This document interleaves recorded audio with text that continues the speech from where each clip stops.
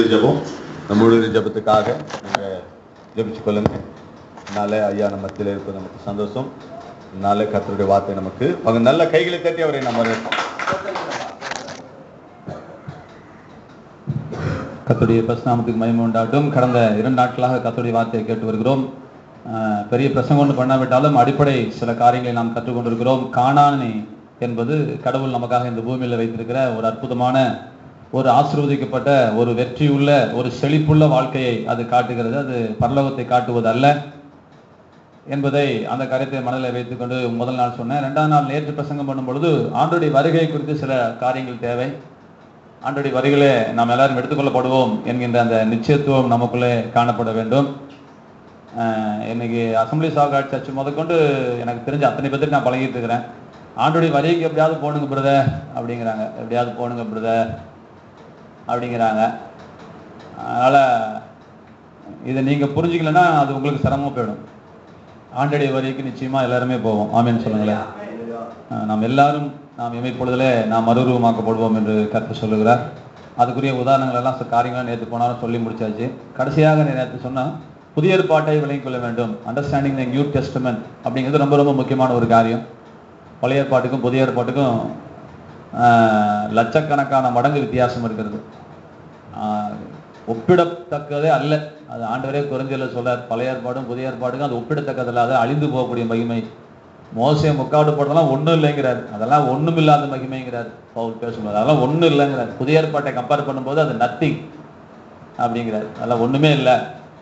காரணம், அவங்களுக்கும் பழைய ஏற்பாட்டு பரிசுத்தமான தேவனுக்கும் பழைய ஏற்பாட்டு பரிசுத்தம் இருக்கிற உறவு வேற, நமக்கும் புதிய ஏற்பாட்டு திருச்சபைக்கும் இயேசுவுக்கும் இருக்கிற உறவு வேற. ஆபிரகாம் ஜாம் பண்ணா சார், அப்படி நம்ம ஜாம் பண்ணக்கூடாதா சார்? ஆபிரகாம் வந்து நண்பன் சார், நீங்களும் நான் நண்பன் கிடையாது சார், நீங்கள் நானும் மனவாட்டி சார்.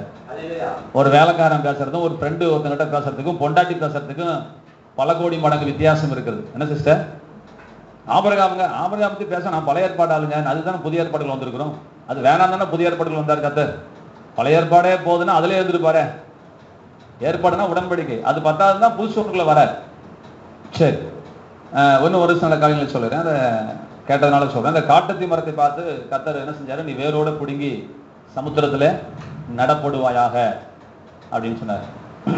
என்ன அவனை என்ன சொல்ல வர்றார் அப்படின்னா, நம்மளுடைய ஜெபம் பண்ணும் பொழுது நம்மளுடைய ஜெபம் கிளியர் கட்டாக, எனக்கு தேவன் சொல்லி கொடுத்தது சொல்றேன். ஒரு மரம் இருக்குன்னா இந்த மரமே நீ பெயர்ந்து போ அப்படின்னு சொல்லக்கூடாது.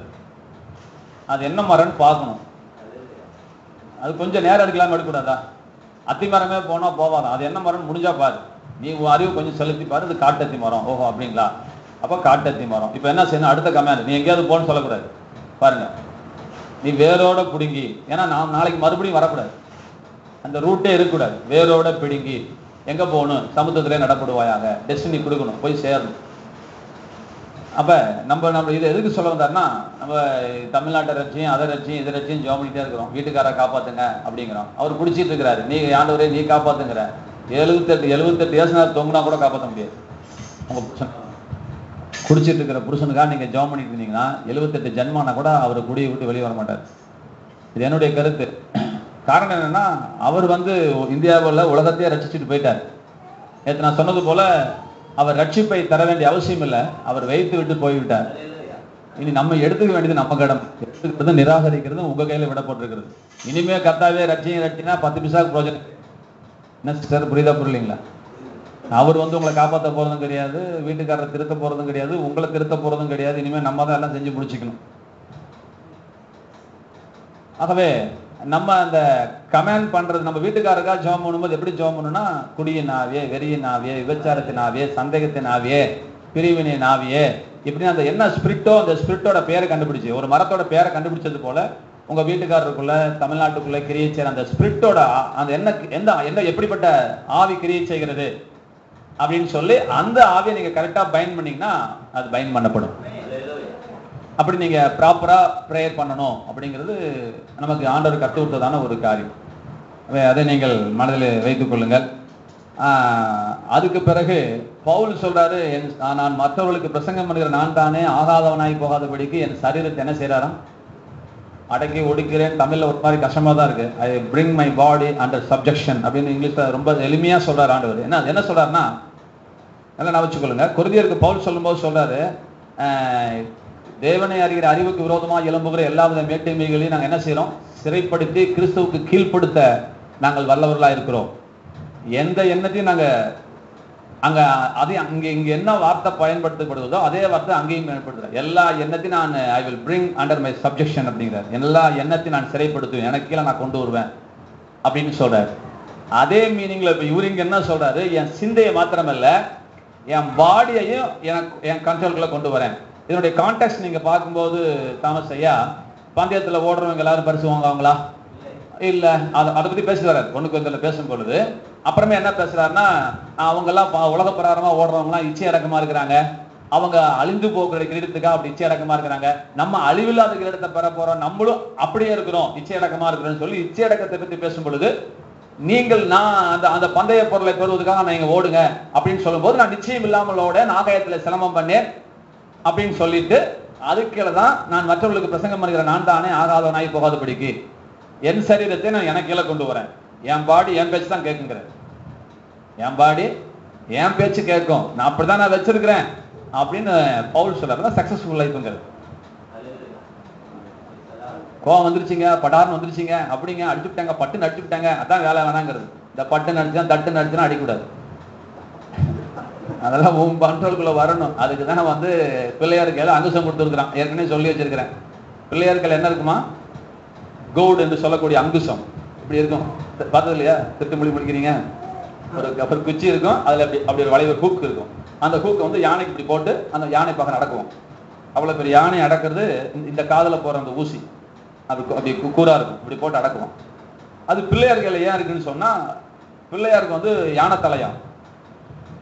அப்போ உனக்கு யானை சுபாவம் இருந்துச்சுன்னா, உனக்கு யானை புத்தி உங்கள்கிட்ட இருந்துச்சுன்னா, உன்னை அடக்கிற அங்குசம் உங்க மாமியார் கையிலயோ உங்க பொண்டாட்டி கையிலோ இருக்கக்கூடாது. உன்னை அடக்கிற அங்குசம் உன் கையில இருக்கணும்னு உலகத்தை அர்த்தம் சொல்லி கொடுக்குது சார். செல்ஃப் கண்ட்ரோல் வேற ஒண்ணும் இல்லை, சுய அடக்கம். அதான் அந்த அங்குசம் கட்டுத்தரக்கூடிய பாடம். எவனோ அட்வைஸ் பண்ணி நம்ம திருந்தக்கூடாதுங்க.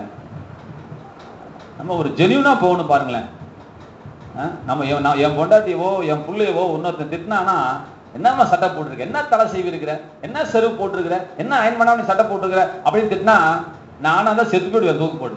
இல்லைன்னா அவனை சாவடிச்சு போடுவேன். அவன் திட்டினது அவனையா நம்மளையாங்க? நம்ம தாங்க பேரண்ட். சொல்லுங்க. இன்னொன்னு சொல்ல தெரிஞ்சு வச்சுக்கோங்க. மனைவி வந்து புருஷனுக்கு மகிமையா இருக்கிறார். அப்படி வாசிக்கிறீங்களா? எங்கேயாவது வாசிக்கிறீங்களா? 1:11 வருது. என்ன அர்த்தம் கேட்டுக்கோங்க. முதல் அது என்ன அர்த்தம் தெரிஞ்சுக்கோங்க. இந்த அம்மா கிழிஞ்சு போன சேலை காட்டினா இந்த அம்மாவுக்கு கேவலம் கிடையாது. யாரு கேவலம்? கேவலம். இந்த பொண்டாட்டி பத்தி கதற பேசல. நம்ம எல்லாம் திருச்சபை இயேசுவுக்கு பொண்டாட்டி. நீ நல்லா இருக்கதான் தேவனுக்கு பெருமை. நம்ம தான் தெய்வத்துக்கு மகிமை கொண்டாடணும். அப்ப உங்களை ஒருத்த அட்வைஸ் பண்றா அப்படின்னு சொன்னா என்னங்கய்யா, உங்களை ஒருத்த அட்வைஸ் பண்றானா முதல்ல துக்கப்படுறது யார் தெரியுங்களா? கர்த்தர் துக்கப்படுறாரு. ஏன் எப்படி அவனொருத்தவங்க அட்வைஸ் பண்றான்னு தெரியுங்களா? அதையும் சொல்றேனே. கர்த்தர் 150 தடவை வீட்டுக்குள்ள பேசி புரியாதனால்தான் வெளியே 151 தடவை வேற வழி இல்லாம சொல்றேன். அதான் கர்த்தர் கஷ்டப்படுறாரு. நான் சர்வ ஞானம் உள்ள தேவை, நான் ஆலோசனை கர்த்தர் எங்கிட்ட ஆலோசனை கேட்கல. இன்னைக்கு போய் வெளியே போய் மானம் கட்டு மரியாதை கட்டு அறிவு இருக்கிறான்னு சொல்லி உலக மனுஷன் திட்டி காரி துப்பி தலை குனிஞ்சு வெக்காதப்பட்டு வர வேண்டியதா.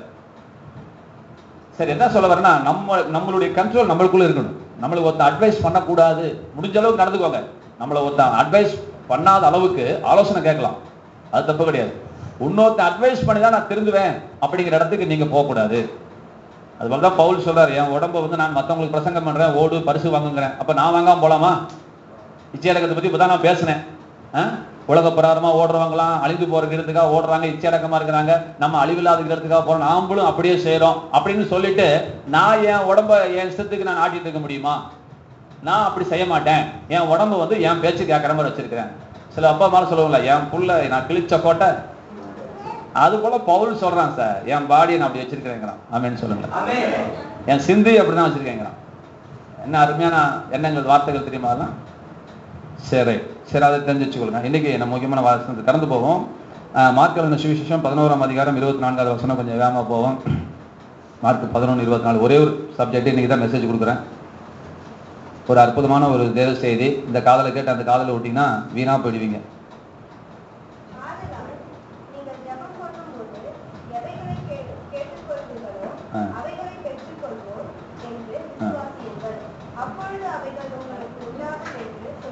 சரி கவனிங்க. இங்க தமிழ்ல வந்து பெற்றுக்கொள்வோம் என்று இருக்கிறது, ஆங்கிலத்துல வந்து பெற்றுக்கொண்டு இருக்கிறோம் அப்படின்னு வரும். மூல பைபிளையும் சரி, ஆங்கில பைபிளையும் சரி, பெற்றுக்கொண்டு இருக்கிறோம். Believe that you have received it already அப்படிங்கிறார். ஏற்கனவே நீங்கள் பெற்றுக்கொண்டிருக்கிறீர்கள், பெற்றுக்கொண்டு விட்டீர்கள். இதெல்லாம் எடுத்தா கிராமர் எடுக்க வேண்டியதா போகுது. நான் எதை எடுத்து எதை விடுறதுன்னு தெரியல. ஏற்கனவே சொல்லியிருந்தாலும் மறுபடியும் சொல்றேன், நான் வச்சுக்கோங்க. நான் டிவி வாங்கினேன் அப்படிங்கிறதுக்கும் வாங்கி இருக்கிறேங்கிறதுக்கு ஒரு வித்தியாசம் இருக்குதான். அந்த கிராமர் படிக்கணும் நீங்க. இந்த இடத்துல அந்த கிராமர் வருது, வேற வழி இல்லை, அதனால சொல்ல வரேன். பாஸ்ட் டென்ஸ் சொல்லாம பிரசன்ட் பெர்ஃபெக்ட் டென்ஸ் யூஸ் பண்றார். சரியான மொழிபெயர்ப்பு பிரசன்ட் பெர்ஃபெக்ட் டென்ஸ் யூஸ் பண்றார். தாரமையா விளையாண்டீங்களா? முக்கியமானது. குழந்தைகிட்ட விளையாண்டாலும் நம்ம கவனம் எங்க இருக்கணும். ஏதோ ஒன்று கொடுங்க, ஏதோ ஒன்று ரைட்டு, ஏதோ ஒன்று கொடுங்க, ஆட்டிட்டு அதை கொடுங்க. கவனிங்க. நான் டிவி வாங்கினேன் அப்படிங்கிறதுக்கு வாங்கி இருக்கிறேங்கிறதுக்கு ஒரு வித்தியாசம் இருக்குது. வாங்கினேன் அப்படின்னா இப்ப டிவி இல்லைன்னு அர்த்தம். நான் வாங்கி இருக்கிறேன்னா இப்ப டிவி வீட்டுல இருக்குதுன்னு அர்த்தம். இதுதான் விஷயம். புரியுதுங்களா? ரைட்டுங்க. இப்ப அதே போல இங்க என்ன சொல்றாரு ஆண்டவர்? பெற்றுக்கொண்டு இருக்கிறீர்கள், பெற்றுக்கொண்டு விட்டீர்கள் அப்படிங்கிறார். பெற்றுக்கொண்டீர்கள் இல்ல, பெற்றுக்கொண்டு இருக்கிறீர்கள், பெற்றுக்கொண்டு விட்டீர்கள். இப்ப அது இருக்குது உங்க கையில. வாங்கினேன் விட்டுட்டேன் அப்படி இல்லை, நீ வாங்கினேன் உங்கள்கிட்ட இருக்குது, அந்த ஆசீர்வாதம் உங்கள்கிட்ட இருக்கிறது. சரி, பெற்றுக்கொண்டு இருக்கிறீர்கள் அப்படிங்கிறார். Believe that you have received it already. நீங்கள் ஏற்கனவே பெற்றுக்கொண்டு விட்டீர்கள், பெற்றுக்கொண்டு இருக்கிறீர்கள் என்பதை விசுவாசியுங்கள். அப்பொழுது அவைகள் எவைகள், இது இந்த சென்டென்ஸ் எப்படி வரும் நான் சொல்றேன். ஆதலால், எப்படி நான் கரெக்டா தமிழ்ல சொல்றேன் பாருங்க. ஆதலால் நீங்கள் ஜெபங்களில் எவைகளை எல்லாம் கேட்டுக்கொள்வீர்களோ, தமிழ் அப்படி கிடையாது. whatsoever you ask in prayer அப்படின்னு வரும். எவைகளை எல்லாம் கேட்டுக்கொள்வீர்களோ அவைகளை எல்லாம் பெற்றுக்கொண்டிருக்கிறோம் என்று விசுவாசியுங்கள். அப்பொழுது அல்லது அதன் பிறகு அவைகள் எல்லாம் உங்களுக்கு உண்டாகும் என்று நான் உங்களுக்கு சொல்லுகிறேன். இதுதான் உண்மையான மொழியாக்கம். இப்படிதான் இருக்கணும். இதுதான் உண்மையான மொழியாக்கம். ஒரு எழுத்து பேசாம நான் சொல்லியிருக்கிறேன். இது இப்படிதான் இருக்கணும். இதுல ஒரு நூல் கூட்டாம குறைக்காம நான் சொல்லியிருக்கிறேன். இது நான் வச்சுக்கொள்ளுங்க. எவைகளை எல்லாம் கேட்டுக்கொள்வீர்களோ அவைகளை எல்லாம் பெற்றுக்கொண்டிருக்கிறோம் அல்லது பெற்றுக்கொண்டு விட்டோம் என்று விசுவாசிகள். அப்பொழுது அல்லது அதன் பிறகு அவைகள் உங்களுக்கு உண்டாகும் என்று நான் உங்களுக்கு சொல்லுகிறேன். சரி, இதுல ஒவ்வொன்னா போறேன். ஏற்கனவே 23வது வசனத்தை வாசிக்கும் போது மலையை பார்த்து பயந்து நீ சமுத்திரம் தள்ளுண்டு போ அப்படின்னு கர்த்தர் சொல்றாரு. சொல்லிட்டு ஆதலால் நீங்கள் ஜெபம் பண்ணும் போது அப்படின்னு ஒரு உங்களுக்கு இருக்கிறாரு. அதே ஜெபத்துல வந்து நீங்க என்ன செய்யணும் அப்படின்னா, கர்த்தர்ட்ட பேசுற நேரத்தை விட பிரச்சனை கிட்ட பார்த்து பேசுற நேரம் கொஞ்சம் கூட இருக்கணும் என்று கர்த்தர் சொல்லுகிறார். விளைவிக்கோங்க, புரியுதான்னு பாருங்க. நல்லா நான் பேசுறதுல அந்த கனெக்டிவிட்டி புரியுதா, அந்த இதெல்லாம் அப்படின்னு பார்த்துக்கோங்க, அந்த தொடர்பு இருக்குதான்னு பார்த்துக்கோங்க. மலையை பார்த்து நீ பேசு, அது போயிடும். மலையை பார்த்து பேசுனா அது போயிடும். அதனால நீ ஜெபம் பண்ணும் போது, ஹலோ என்ன அதனால, இந்த அதனாலக்கு தான் அதான் சொல்றேன். இது கொஞ்சம் கஷ்டப்பட்டதான் புரியும் உங்களுக்கு. கஷ்டப்பட்டானா கவனம் தான் புரிஞ்சிடும். அதனால நீ ஜெபம் பண்ணும்போது, எதனால நீ ஜெபம் பண்ணும்போது, நீ பேசுனா மலையை பார்த்து பேசுனா மழை போயிட்டுண்டா. அதனால நீ ஜெபம் பண்ணும்போது எதுக்கெல்லாம் ஜெபம் பண்றியோ அது கிடைச்சிருச்சு நம்பு. அதனால நம்பு. அந்த 23வது வசனத்தை லிங்க் அடிக்கிறார். என்னங்கய்யா? அப்ப ஒரு பொருளை எடுப்பதற்கு ஒரு மலை போன்ற தடை வந்தாலும் நீ பயப்படாத. நீ இப்ப இந்த மலையை பார்த்து ஜெபத்துல பேச போற. இப்ப மழை போயிட போகுது, அது உன் கைக்கு கிடைக்க போகுது. அது கிடைச்சிருச்சு, அது பக்கத்துல தான் இருக்குது. அது எவ்வளவு பெரிய தடை கொண்டாந்தாலும் அந்த தடையை நீ பேசுனா அந்த தடை என்ன செஞ்சிடும், போயிட போகுது. அப்புறம் அந்த பொருள் உனக்கு கிடைக்கலங்கிற, அது உனக்கு கிடைச்சிருச்சு, கிடைச்சிருச்சுன்னு நம்பு. சரி, உங்களுக்கு சொல்றேன். இந்த வசனத்துல தேவன் என்ன சொல்றாருன்னா, நம்முடைய ஜெபங்களுக்கு எப்பொழுது பதில் கிடைக்கிறது, அத அப்பொழுது சொல்லுங்க. அவைகள், அவைகள் எல்லாம், அப்பொழுது அவைகள் எல்லாம், எவைகள் எல்லாம் கேட்டுக்கிட்டீங்களே, 1 2 3 3 4 5 6ன்னு அவைகள் எல்லாம், அவைகள் எல்லாம் உங்களுக்கு கொடுக்கப்படும். அப்பொழுது அவைகள் உங்களுக்கு ஏன் கொடுக்கப்படும் சொல்லாம ஒரு இன்னொரு வார்த்தையை போடுற உண்டாகும். எல்லாத்தையும் நான் சொல்றேன், எதை சொல்லி எதை விடுறது தெரியல. நான் இப்ப ஆரம்பத்துல வரேன், எல்லாமே சொல்லிடுறேன் விடு விடு விடு விடுன்னு. முதல் சொல்ற பாருங்க, இந்த சரி ஜபத்துக்கு சம்பந்தம் இருக்குது. இப்ப ஆதலால் நீங்கள் ஜபம் பண்ணும் போதுன்னு சொல்லாரு பாத்தீங்களா, இந்த ஜபத்தை பத்தி 1-2 பாயிண்ட் சொல்றேன். முதல் நீங்க ஜபம் பண்ணும்போது நீங்கள் தெரிந்து கொள்ள வேண்டிய முதல் காரியம் நேற்று நான் சொல்லி கொடுத்துட்டேன். ஜபம் பண்ணுடைய என்னன்னா, நல்லா கவனிங்க, அதிக வசனிப்பினால் தங்கள் ஜபம் கேட்கப்படும் என்று அவர்கள் நினைக்கிறார்கள், நீங்கள் அப்படி நினைக்காம இருங்க. நீங்களோ ஜபம் பண்ணும் போது பாருங்க, முதல் ஜபம் பண்ணும் போது எப்படி ஜபம் பண்ணு கத்தல, நீ எப்படி ஜபம் பண்ண கூடாதுன்னு கத்து கொடுத்த. நீங்க சும்மா அழுதா கிடைச்சிரும், ஊழ விட்டா கிடைச்சிரும், பொருத்தனை பண்ணா கிடைச்சிருன்னு கதை குட்டிக்கண்ண போட கூட கத்தத்தை வாங்க முடியாது. நான் சும்மா அப்படியே உலக ஜனங்கள் அப்படி நினைக்கிறாங்க. பாத யாத்திரை போனா கிடைக்கும், மொட்டை அடிச்சுட்டா கிடைக்கும், முடி வெட்டினா கிடைக்கும், செருப்பை கட்டிக்கலாம், செருப்பு இல்லாம நடந்து போனா கிடைக்கும், அழுதா கிடைக்கும், உருண்டா கிடைக்கும் நினைச்சிட்டு இருக்கிறாங்க. அந்த வேலை அவங்க நினைச்சுக்கிட்டு நீ நினைச்சுக்காதங்கிறார். எங்கிட்ட இந்த பப்பு வேவாது.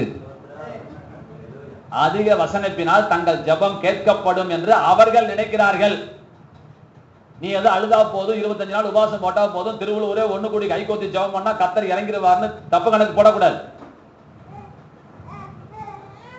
அப்ப எப்படிதாங்க ஜபம் பண்ணணும் அப்படின்னா, நீங்கள் ஜபம் பண்ண வேண்டிய விதமாவது, பரமண்டங்களில் இருக்கிற எங்கள் பரம பிதாவே.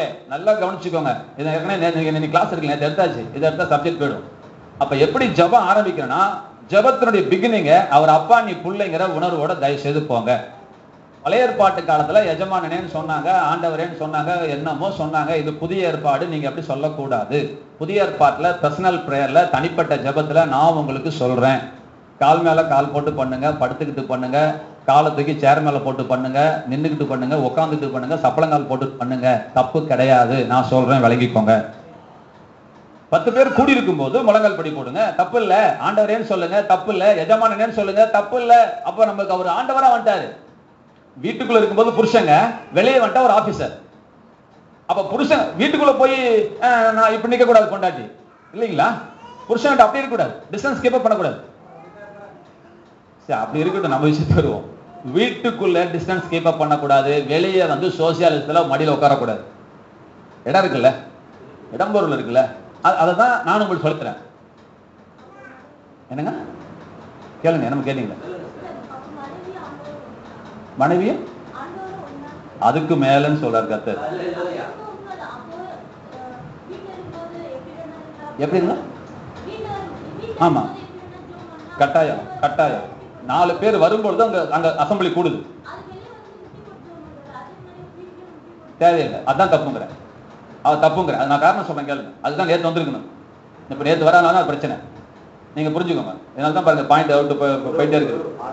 இல்ல நான் சொல்லிடுறேன், புரியுதான்னு பாருங்க. நான் சொல்றேன் கேளுங்களேன். இப்ப நான் வந்து மொட்டை மாடிக்கு ஏறுறேன், ஏற்கனவே சொன்ன உதாரணம் தான். எங்க பாசம் எங்க போறீங்கன்னு கேக்குறீங்க. நான் வந்து கீழே வெளியே போயிட்டு இருக்கிறேங்கிறேன். நான் வாய் என்ன சொல்லுது? மொட்டை மாடிக்கு ஏறேன்னு சொல்லுது. என் கால் எங்க போயிட்டு இருக்குது? கீழே போயிட்டு இருக்குது. அல்லது நான் கீழே போறேன்னு சொல்லிட்டு மேலே போறேன். என் வாய் ஒண்ணு சொல்லுது, என் உடம்பு ஒண்ணு செய்யுது. இது தப்பு தானே? இது தப்பு தானே? நான் ஊர் போய் சேர மாட்டேன், ரைட்டுங்க. இப்ப ஒரு எந்த தாய் தகப்பன்டையாவது எந்த புள்ளையாவது முழங்கால் படி போட்டு கேட்டிருக்குதா? கரெக்டா சொல்லணும். கேட்க மாட்டோம், கேட்கவே மாட்டோம்.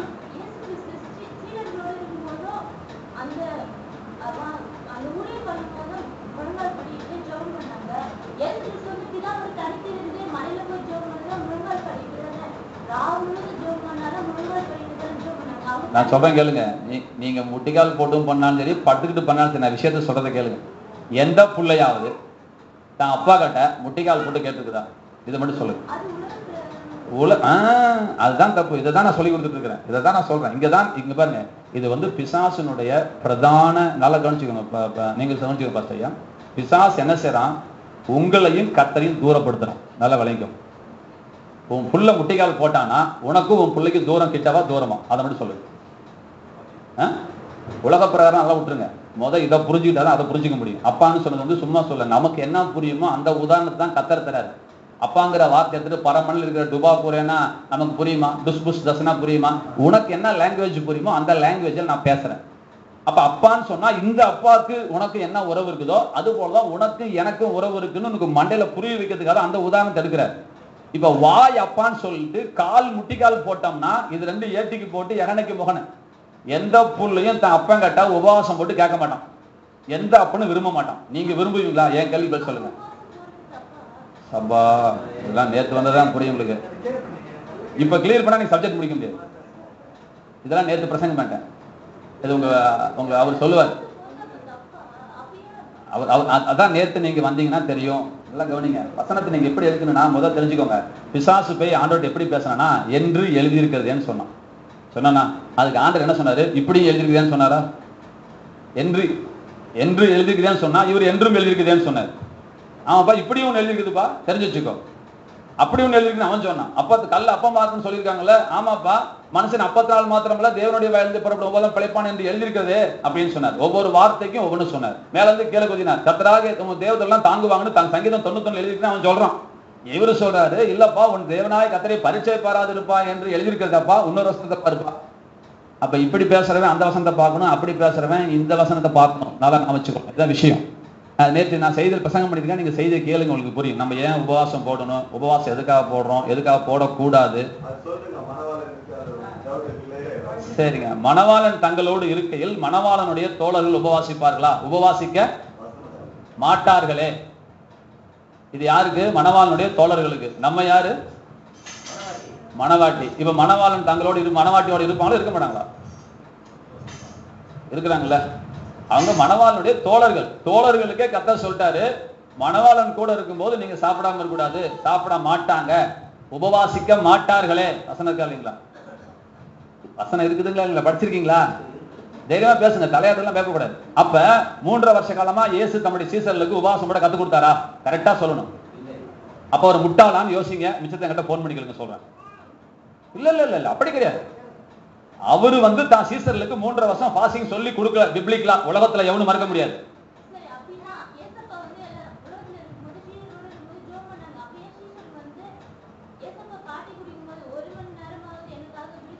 இப்ப நான் ஜெபம் பண்ண வேணாம்னு என்ன சொன்னேன்? இப்ப ஜெபம் பண்ணணும்னா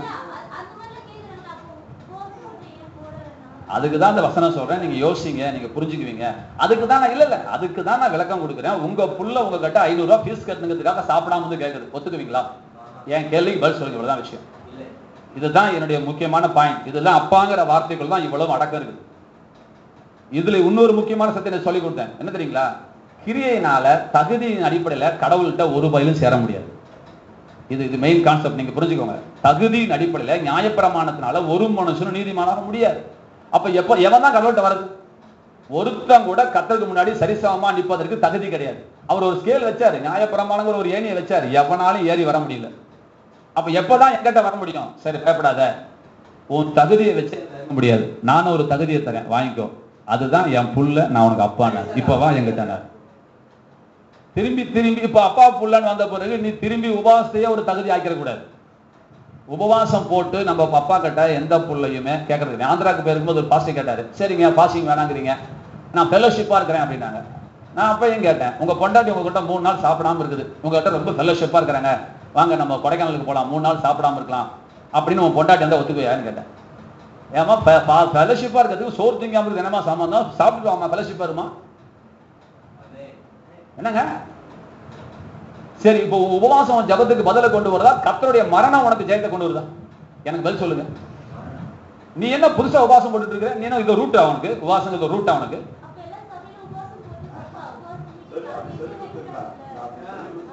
நான் ஒரு காரியம் சொல்றேன், கேளு, நான் பேசுறேன். கேளுங்கள் கொடுக்கப்படுனாரா, உபவாசிங்கள் கொடுக்கப்படும் சொன்னாரா? என் கேள்வி பதில் சொல்லுங்க. ஒரு வார்த்தை பேசுவோம். வெயிட் பண்ணுங்க. ஆஸ்டிங்ல உங்களுக்கு விசுவாசம் இல்லாதனால பாஸ்டிங்ல போறீங்க. கேளுங்கள், ask and it shall be given. இந்த ஆஸ்டிங்ல உங்களுக்கு ஃபெய்த் இல்லாதனால பாஸ்டிங்ல நீங்க போறீங்க. கேட்டா தரேன்னு சொன்னார்ல, இன்னைக்கு அதை பத்தி தான் பிரசங்கம் பண்ண போறேன். இன்னைக்கு இந்த மெசேஜ் விளங்கினாதான் உங்களுக்கு இதனால விளங்கும். உங்களுக்கு கேட்டா தரேன்னு சொல்றாருல, உங்களுக்கு அது விசுவாசம் இருக்குதா சிஸ்டர்? அப்புறம் எதுக்கு பாஸ்டிங்ல போறீங்க? கேட்டா கேளுங்கள் சொன்னாரு, ஜபம் கூட பண்ணுங்கள் சொல்லல. கேளுங்கள் அப்பொழுது உங்களுக்கு கொடுக்கப்படும் சொன்னார். இதுல உங்களுக்கு விசுவாசம் இருந்தா அது உபவாசம் மட்டும் தான் கிடைக்கணுங்கிற இடத்துக்கு ஏன் போறீங்க? அவ்வளவு கொடூரமானார் அவரு. என் போன் நம்பர் கொடுங்க, மிஸ் கால் கொடுங்க, நான் உங்கள்கிட்ட பேசுறேன். நீங்க 5 நிமிஷத்துல எல்லாத்தையும் விளங்கிக்க முடியாது, புரியுதுங்களா? நடுப்பானை உருவ முடியாது. நீங்க தொடர்ந்து வந்து வார்த்தையை கேட்டாதான் சத்தியம் விளங்கும். ஆண்டவர் அதான் சொன்னாரு, இதுக்கு மேல் சொன்னால் நீங்கள் தாங்க மாட்டீர்கள்னு சொன்னார். சொன்னாரா? நான் போறேன், தேட்டரை அனுப்புறேன், அவர் வந்து உங்களை சகல சத்தியத்தில் நடத்துவாரு. இப்ப நான் சொன்னா உங்களை என்ன செய்ய முடியாது, தாங்க முடியாதுன்னு சொன்னார். இப்பவே 21ஆம் நூற்றாண்டுல தாங்க முடியல.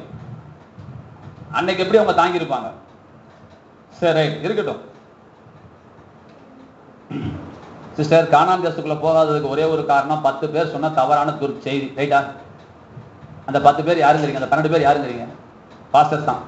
அவங்க தான் கானான் தேசத்தை பார்த்துட்டு வந்து வேவு பார்த்து சொன்னவங்க. ஆண்டவரை பத்தி பார்த்துட்டு நாங்க தான் பிரசங்கம் பண்றோம் இல்லையா? உங்களுக்கு ஆண்டவரை பத்தி தெரியாது, நாங்க வந்து விசுவாசிகளுக்கு ஆண்டவரை பத்தி சொல்லிக் கொடுக்குறோம். இந்த 12 பேரும் வேறு யாரும் இல்ல, 12 அற்புதமான போதகர்கள். நம்ம தான் போதகர்களுக்கு தான் ஒப்பனை சொன்னார். இப்ப இந்த 30 லட்சம் பேரும் கானானுக்கு போறதுக்கு ஒரே ஒரு காரணம் என்ன தெரியுங்களா? இந்த 10 பேச்சு நம்மளதுதான். இவன் போய் கானான பார்க்கல, அது எப்படி இருக்குது, ராட்சசனா தெரியாது, இவன் பார்க்க கிடையாது. இவன் ரெப்ரசன்டேட்டிவா நிக்கிறான்.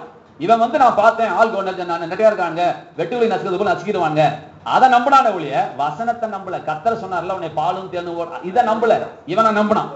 இதுதான் கத்தர் ஒழிச்சார். நீ என்ன விட உன் ஊழியக்காரன் பெரியவனா உனக்கு? பைபிளை விட, இங்க பாருங்க, பைபிளை விட உலகத்துல எவன் சொன்னாலும் ஏற்றுக்கொள்ளக்கூடாது. உங்களுக்கு பைபிள் ஆதாரம் வேணும், அதுதான் நீங்க தெய்வத்துக்கு கொடுக்குற மரியாதை. பைபிள் உங்களுக்கு என்ன சொல்லுது, இதை மாத்திரம் பேசுங்க. அவங்க இவங்க இவங்க அவங்க அவங்க இவங்க இதெல்லாம் பேசக்கூடாது. எங்கிட்ட ஒருத்தர் கேட்டார் திருப்பூர்ல, மோகன் சிலாசத்தோ நீங்க பெரிய ஆளாயா அப்படின்னாரு. அவங்க பண்ண தப்பு தான் தமிழ்நாடே இப்படி தப்பு பண்ணிட்டு இருக்குது. திறப்பின் வாயில நின்று கத்திர காதல பூ வச்சுட்டு இருக்கிறாரா? இன்னைக்கு என் பிரச்சனை கேளுங்க, உங்களுக்கு அப்புறம் புரியும். உங்களுக்கு ரட்சிப்புக்காக கத்தர் நீங்க எதை செய்யணுமா? திருவள்ளுவருடைய ரட்சிப்புக்காக கத்தர் எதை செய்யணுமா தெரியுமா உங்களுக்கு? சொல்லுங்க, பேசுங்க சிஸ்டர். திருவள்ளுவருடைய ரட்சிப்புக்காக கத்தர் ஏதாவது செய்யணுமா? பேசுங்க. ஒரு முடிய கூட கத்தர் அசைக்க வேண்டியதில்லை, எல்லாம் செஞ்சு முடிச்சுட்டு தான் பரலோகத்துல போய் உட்கார்ந்துட்டு இருக்கிறார் ஆண்டவர். எடுத்துக்க வேண்டியது உங்க பொறுப்பு, எடுத்துக்க வைக்க வேண்டிய பொறுப்பு நம்மளுது. போய் தெருவா போய் சொல்லணும். நீ என்ன குறுக்கால நின்று திறப்பின் வாசல் நிக்கிற? என்ன கத்தர் திருவள்ளுவர் அழிக்க போற மாதிரி இவங்க எல்லாம் போய் குறுக்க தேக்குறாங்களா கத்தரை போய் வச்சுக்கிட்டு? இது என்ன போஸ்ட் பண்றீங்க? கத்தோட நீ நல்லவனா? கத்தோட இறக்கம் உள்ளவனா? நீ யார உயர்த்தத்துக்கு யார மிதிக்கிற? இறங்கும் ஐயான்னு ஜெபம் பண்றான், வாயிலே சூடு போடுவேன் நானா? என்ன இறங்கும் ஐயா? கத்தரை விட உனக்கு இறக்கம் ஜாஸ்தி வந்துருச்சு உனக்கு. இவனுக்கு பேய் ஓட்ட தெரியல, வசனத்தை விசுவாசிக்க தெரியல, இவங்க வந்து இறங்கும் ஐயாங்கிறார். கத்தர் இறங்கலையா இவனுக்காக? இறங்கி ஜீவனை கொடுத்துட்டு போய் உட்கார்ந்துட்டு இருக்கிறார். அவரை போய் இறங்குனா இறக்கத்தில் ஐஸ்வர்யம் உள்ள தேவன் அவர். என்னங்கய்யா அவர்கிட்ட போய் என்ன இறங்குங்கிற? அவர்கிட்ட போய் என்ன திறப்பின் வாயில போய் நிக்கிற? மோசேகிட்ட போய் நல்லா அழிக்கிறேன். அது கத்தருக்கு கோபம் வந்து வெறி வந்து சொல்ற. மோசேக்கு அவனை டெஸ்ட் பண்ணார் கத்தர். அவன் குவாலிட்டி எப்படி? ஐயா நல்லா நீங்க புரிஞ்சுக்கோங்க. என்னமா கத்தருக்கு கோபம் வந்து இவன் ஒரு டென்ஷன் ஆகி மோசையை பேசி டவுன் ஆனா அப்படியே நினைக்காதீங்க. கத்தர் அப்படியெல்லாம் மோசமான ஆள் கிடையாது, புரியுதுங்களா? இவன் கேரக்டர் எப்படி? இவனுக்கு ஒரு செக்கிங் வச்சார். உன்னை நான் பெரிய ஜாதி ஆக்கிறேன், நம்பிப்பா அவனை ஒரே அழிச்சிடறான்ப்பா, உன்ன ஒரு ஜாதி ஆக்கிறேன்னு சொன்னாரா? அந்த வேலை தான் வேண்டாண்டவர். என்ன எப்படி என்ன சாகடிச்சு அங்க போனா? அப்ப அவனுக்கு வைக்கப்பட்ட பரிசு அது. இவருக்கு என்னமோ கோபம் வந்து என்ன திருவிழா படமா? சிவாஜிக்கு கோபம் வந்து ஆடுற மாதிரி ஆடிட்டு இருக்குது கத்தரு. அதெல்லாம் கத்துட்டு அந்த கதையெல்லாம் கிடையாது. சும்மா நம்மள பரிச்சை பார்க்கறதுக்காக நம்ம கிட்ட அவருக்கு என்ன கோபம் வரப்போகுது? அதெல்லாம் ஒண்ணு கிடையாது. அவர் எதுங்க கோபம் வரப்போகுது? ஆண்டவர்கிட்ட போய் நம்மளை டெஸ்ட் பண்றதுக்காக, அவன் நம்ம ஊழியக்காரன் எப்படி இருக்குன்னு வருங்கால ஊழியர்கள் தெரிந்து கொள்வதற்காக நான் கொள்றேன்னு சொல்லும் போது குறுக்கால் நின்னா, நான் ஊர் அழைக்கிறேன்னு சொல்லும் பொழுது நான் திறப்பின் வாயில நிற்கிறேன். நாங்க இப்போ வந்து ஆண்டவர் எல்லாத்தையும் செஞ்சு முடிச்சுட்டு போயிட்டாரு. இப்ப போய் என்ன நீ செய்ய போற? உடத்துல நேற்று நான் சொன்னேன், நான் ஒரு ஊரெல்லாம் அழிச்சிடுறாங்க அப்படிங்கிறாங்க சீசர்கள். எலியாவை போல அக்கினி இறக்கி அழிச்சிருந்தார். அப்ப கத்த சொன்னார், வாயை பொத்துங்கடா, என்ன ஆவி உங்களுக்குள்ள இருக்குன்னு கேட்டார். நான் அழிக்க வந்தேன்னா ரட்சிக்க வந்தேனான்னு கேட்டார். என்னடா அழிக்க போறேங்கிறீங்க, உங்களுக்கு என்ன ஆவி இருக்கு? பேய் ஆவி இருக்கான்னு கேட்டார். பேய் பூந்துக்குச்சான்னு கேட்டார். அழிக்கிறது பேயோட வளர். பிசாசு திருடவும் கொல்லவும் அழிக்கவும் வருகிறான் என்று வேற ஒன்றுக்கும் வரான். நானும் அவைகளுக்கு ஜீவன் உண்டாகும், அந்த ஜீவன் பரிபூர்ணப்படும் வந்தேன். நீ வந்து திருவள்ளுவர் அழிக்கிறதுக்கு கத்தர் கத்தி தூக்கி நிக்கிறாரா? இல்ல பிசாசு கத்தி தூக்கி நிக்கிறானா? நீ எதுக்கே திறப்பின் வாயில நிக்கிற? பிசாசு கிட்ட என்ன ஆர்கியூமெண்ட் உனக்கு? உட்கார்னாவன் கல்வாரி சிலுவையில ஜெயிச்சுட்டு வந்து உட்கார்ந்துட்டு இருக்கிற ஆண்டவர். அவங்கிட்ட போய் என்ன யுத்தம் பண்ணிட்டு இருக்கிற? திறப்பின் வாயில போய் நீ என்ன நிக்கிற? அப்ப ஆண்டவர்கிட்ட போய் முன்னால் நிக்கிறியா? அப்ப ஆண்டவர் கத்தி தூக்கிட்டு திருவள்ளுவர் கோட்டத்தில் நிக்கிறாரா? ஏதோ ஒண்ணு நினைச்சுக்கிறது, ஏதோ ஒரு வசனம் தெரிஞ்சுக்க வேண்டியது, ஏதோ ஒரு வியாக்கியானம் கொடுக்க வேண்டியது, ஏதோ ஒரு பாட்டு பாட வேண்டியது, ஜனங்களை மாத்திட வேண்டியது, இந்த ஜனங்கள் நம்ப வேண்டியது, கானானுக்குள்ள போக உட்காந்துக்க வேண்டியது. சிஸ்டர், உங்களுக்கு வைராக்கியத்துக்காக சந்தோஷப்படுறேன். கர்த்தருக்கு ஒரு தீர்மானம் பண்ணுங்க. கர்த்தாவே, நீங்க என்ன சொல்றீங்களோ அது உயிர் போனாலும் நான் கேட்பேன்னு சொல்ல உங்களால முடியுமா? இன்னிலிருந்து பைபிள் முழுக்க தொலைவி பொட்டு வைக்க கூட நீங்க பைபிள் வசனம் காமிச்சு கொடுங்க, நான் மொட்டை அடிச்சுக்கிறேன். நான் நீங்க பொட்டு வைக்காம இருக்கிறீங்களா? உங்களுக்கு எவன் சொல்லி கொடுத்தது? அது உங்களுக்கு எவன் சொல்லி கொடுத்தது? இந்த பொண்ணு பூ வச்சிருக்கு, ரொம்ப சந்தோஷப்படுறேன். நான் எந்த பைபிள்ல பூ வைக்கணும்னு போட்டுருக்கு நான் கேட்கறேன். அப்ப கர்த்தரோட நீங்க இன்னொரு பைபிள் எழுதுறீங்க. கர்த்தருக்கு இங்க பாடம் கத்து கொடுக்குறீங்க. நம்ம இல்ல வசனத்தை சொல்லுமா? அதெல்லாம் கிடையாதுங்க. உடனே உலகத்துக்கு ஒத்த வேஷம் தெரியாது வசனம் வருதா? இல்ல உலகத்துக்கு ஒத்த வேஷம் தெரியாதுன்னு இங்கிலீஷ் கொஞ்சம் படிங்க. அது என்ன அர்த்தம்? ஆவிய சொல்றாரா மனசு சொல்றாரான்னு. Don't allow your mind to be programmed by the world அப்படிங்கிறார். ஆமா, உலக மனுஷன் ஜாக்கெட் போறா நீங்க போடாதீங்க. உலக மனுஷன் சுடிதார் போறா நீங்க போடாதீங்க. உங்க ஜீவியத்துல வித்தியாசத்தை காட்டுங்க. அத முதல்ல காட்டுங்க, அப்புறம் வெளியே வாங்க. ஏசுனாரு வெள்ளை ட்ரெஸ்ஸே போடல, தெரியுமா உங்களுக்கு? உள்ளத்துல வித்தியாசம் காட்டுங்க. அன்புல, பண்புல, மன்னிக்கிறதுல, சுபாவத்துல, எல்லாத்துலயும் கொடுக்கறதுல, இரக்கத்துல, அதுல காட்டி என் புள்ளன்னு. அதைத்தான் மத்தேயு 5 சொல்றாரு. இப்படி செய்வதனால் நீங்களுடைய பிள்ளைகளாக இருக்கிறீர்கள். உங்களை நேசிப்பவர்களே விபச்சாரியோட நேசிக்கிறார், உங்களை பகைக்கிறவர்கள் நேசியுங்கள், இதனால் நீங்கள் என்னுடைய பிள்ளைகள் என்று நீங்கள் உலகத்துக்கு சொல்றீங்கன்னாரு. இப்படி காட்டு, ட்ரெஸ்ல காட்டாதீங்க. இதெல்லாம் அழிஞ்சு போயிடும் சார். ட்ரெஸ்ல என்ன மேட்டர் இருக்குது? உன் கேரக்டர்ல காட்டு. 1000 பேர் இருந்தாலும் உன் பேச்சு, உன் நடத்த, உன் பார்வை, உன்னுடைய பழக்க வழக்கங்களை வித்தியாசத்துல காட்டுங்க. ஆண்டவர் நிரூபிங்க. அங்க அது முடியல, வேஷம் போட்டு காட்டுறீங்க. வெள்ளச்சிப்பா போட்டுட்டு பஸ்ல நிக்கிற ஒரு புலதாச்சி நின்றுட்டு இருக்கிறான். காரி துப்ப மாட்டான் இயேசுவ. உனக்கு எதுங்க வெள்ளை ட்ரெஸ் கேக்குறேன்? என்னையா சொல்றீங்க? கையில தூக்கிட்டு இருக்குது பைபிள், ஒரு புலதாச்சி நின்றுட்டு இருக்கிறான். பஸ்ஸே சிரிக்குது. அவன் கும்புற சமயத்தை சொல்ல மாட்டான், நம்மள குறை சொல்றான் சார். பைபிளை தூக்குறான் பாரு, ஒரு புலதாச்சி எஞ்சிக்க விட முடியல பாருங்கிறான். எதுக்கு உனக்கு வெள்ளை பைபிள்? உனக்கு வெள்ளடிக்கப்பட்ட கல்லறை சோறானி வேஷம் போட்டுட்டு இருக்கிறியா? ஏசுனார் வெள்ளை ட்ரெஸ் போட்டு ஆடிட்டு இருந்தாரா? அவர் அடையாளம் காமிக்கிறது முத்தம் கொடுத்து காமிச்சான் சார். யூதாஸ் காரியத்து ஜனங்களோட ஜனங்களாய் கலந்திருந்தார். சிபிஎம் கார மாதிரி ஜிப்பா போட்டுனா ஆட இயேசுவா ஆட பாரியா, தூரத்துல பார்த்தா தெரியா வெள்ளை வெள்ளேன்னு ஒரு ஜிப்பா போட்டுருப்பான் பாரு, அவன் தான் இயேசு சொல்லியிருப்பான். காட்டி கொடுக்க முடியல சார் இயேசுவ. ஜனங்களோட ஜனங்களாய் சீசரோட சீசராய் கலந்திருந்தபடியா முத்தம் கொடுத்து காமிச்சு விட்டா சார். யோவான் சாணன் வந்து அன்பின் சீசனா யோவான் வந்து திருவிருந்து கொடுத்துட்டு இருக்கிறார் ஆண்டவர். அப்ப வந்து இவன் எங்க இருக்கிறான் தெரியுமா உங்களுக்கு? எங்க இருக்கிறான்? படிச்சது இல்லையா? அவருடைய மடியில படுத்துட்டு இருக்கான் சார், நெஞ்சில சாஞ்சிட்டு இருக்கான் சார். மடியில படுத்து நம்ம திருவிருந்து நேரு முழங்கால் நிற்போம், அதுக்கு மேல ஒரு முழங்கால நிற்போம்னு சொல்லி கொடுத்துட்டு இருக்கிற அவர் எப்படி திருவிருந்து கொடுத்தாரு? பூரண அன்பு பயத்தை புறம்பே தள்ளும். நம்ம ஏதாவது ஒண்ணு எடுத்துக்கிட்டு ஏதோ ஒண்ணு செஞ்சுட்டு இருக்கிறோம் சார். ஞானஸ்தானத்துல தப்பு இருக்குது, அபிஷேகத்துல தப்பு இருக்குது. அபிஷேகம் என்ன? அண்ணா ஒண்ணு அந்நிய பாஷை பேசுன அபிஷேகங்கிறீங்க. இங்க ஒரு வசனம் காட்டுங்க. ஆவியானவர் எங்கேயோ அங்க விடுதலை உண்டுன்னு சொன்னாரே ஒழிய அந்நிய பாஷை எங்கேயோ உண்டு அங்க விடுதலை உண்டுன்னு சொல்ல கிடையாது. இவன் உடனே ரபா கபா கபா கபா கபாங்கிறீங்க. உடனே இன்னைக்கு பயங்கரமான ஒரு ஆசீர்வாதம் சாருங்கிறீங்க. என்ன ஆண்டவருக்கு வந்து உடம்பாட்டுற வேலையா? புறங்காட்டி அவரு? உன் மனசை ஆட்டக்கூடாது அவரு? உன் பிடிவாதத்தை ஆட்டக்கூடாதா? உன் பாவத்தை ஆட்ட மாட்டாரா? பரிசுத்தாவினர் வரும்போது உடம்பு ஆட்டுவான் இருக்குதா? பாவத்தை குறித்து கண்டு கொளுத்துவான் இருக்குதா? சகல சத்தியத்துக்குள் நடத்துவான் இருக்குதா? சிறுபுள்ளத்தனமா தான் விளையாண்டுட்டு இருக்கிறோம். நம்ம ஆண்டவரை சிறுபுள்ளி ஆக்கிட்டு இருக்கிறோம். சரி சார், அப்படியே ஒரு அக்கினி அபிஷேகம் வந்து உனக்கு விடுதலை கிடைக்குது, சத்தியம் கிடைக்குது, நானே சொல்ல நானே வாங்கி கொடுத்துருக்கேன், அசுத்தாய் ஓடுது. ஓகே சார், இப்ப நான் சொல்றேன் கேளுங்க. வெளியே போன ஆவி தண்ணிலும் பொல்லாத வேலை ஏறி ஆவி கூட்டு வருமா? கேட்டது இல்லையா? கேட்டதே இல்லையா? அழைச்சிட்டு வரும். மொத்தம் 8 பிசாசாச்சா? ஏற்கனவே டவுசர் கண்டு விட்டான். இப்ப இவனோட பிளஸ் 7 பொல்லாத 7 ஆவி கூட்டிட்டு வந்தனே, அது பெருக்கப்பட்டு ஜோடிக்கப்பட்டு வெறுமையா இருப்பதை கண்டு.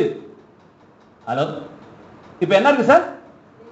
இது என்ன வெறுமை? வசனம் இல்ல சார். நாசமா போயிடுவாங்க. இந்த கட்டோடைக்கிற கூட்டம் எங்கேயாவது இந்த பைபிளை காட்டுங்க சார். நான் போய் அவனுக்கு பிச்சைக்காரன், அவன் வாழ்நாள் முழுக்க அவன் குடும்பத்துக்கு அடிமையா போறான் சார்.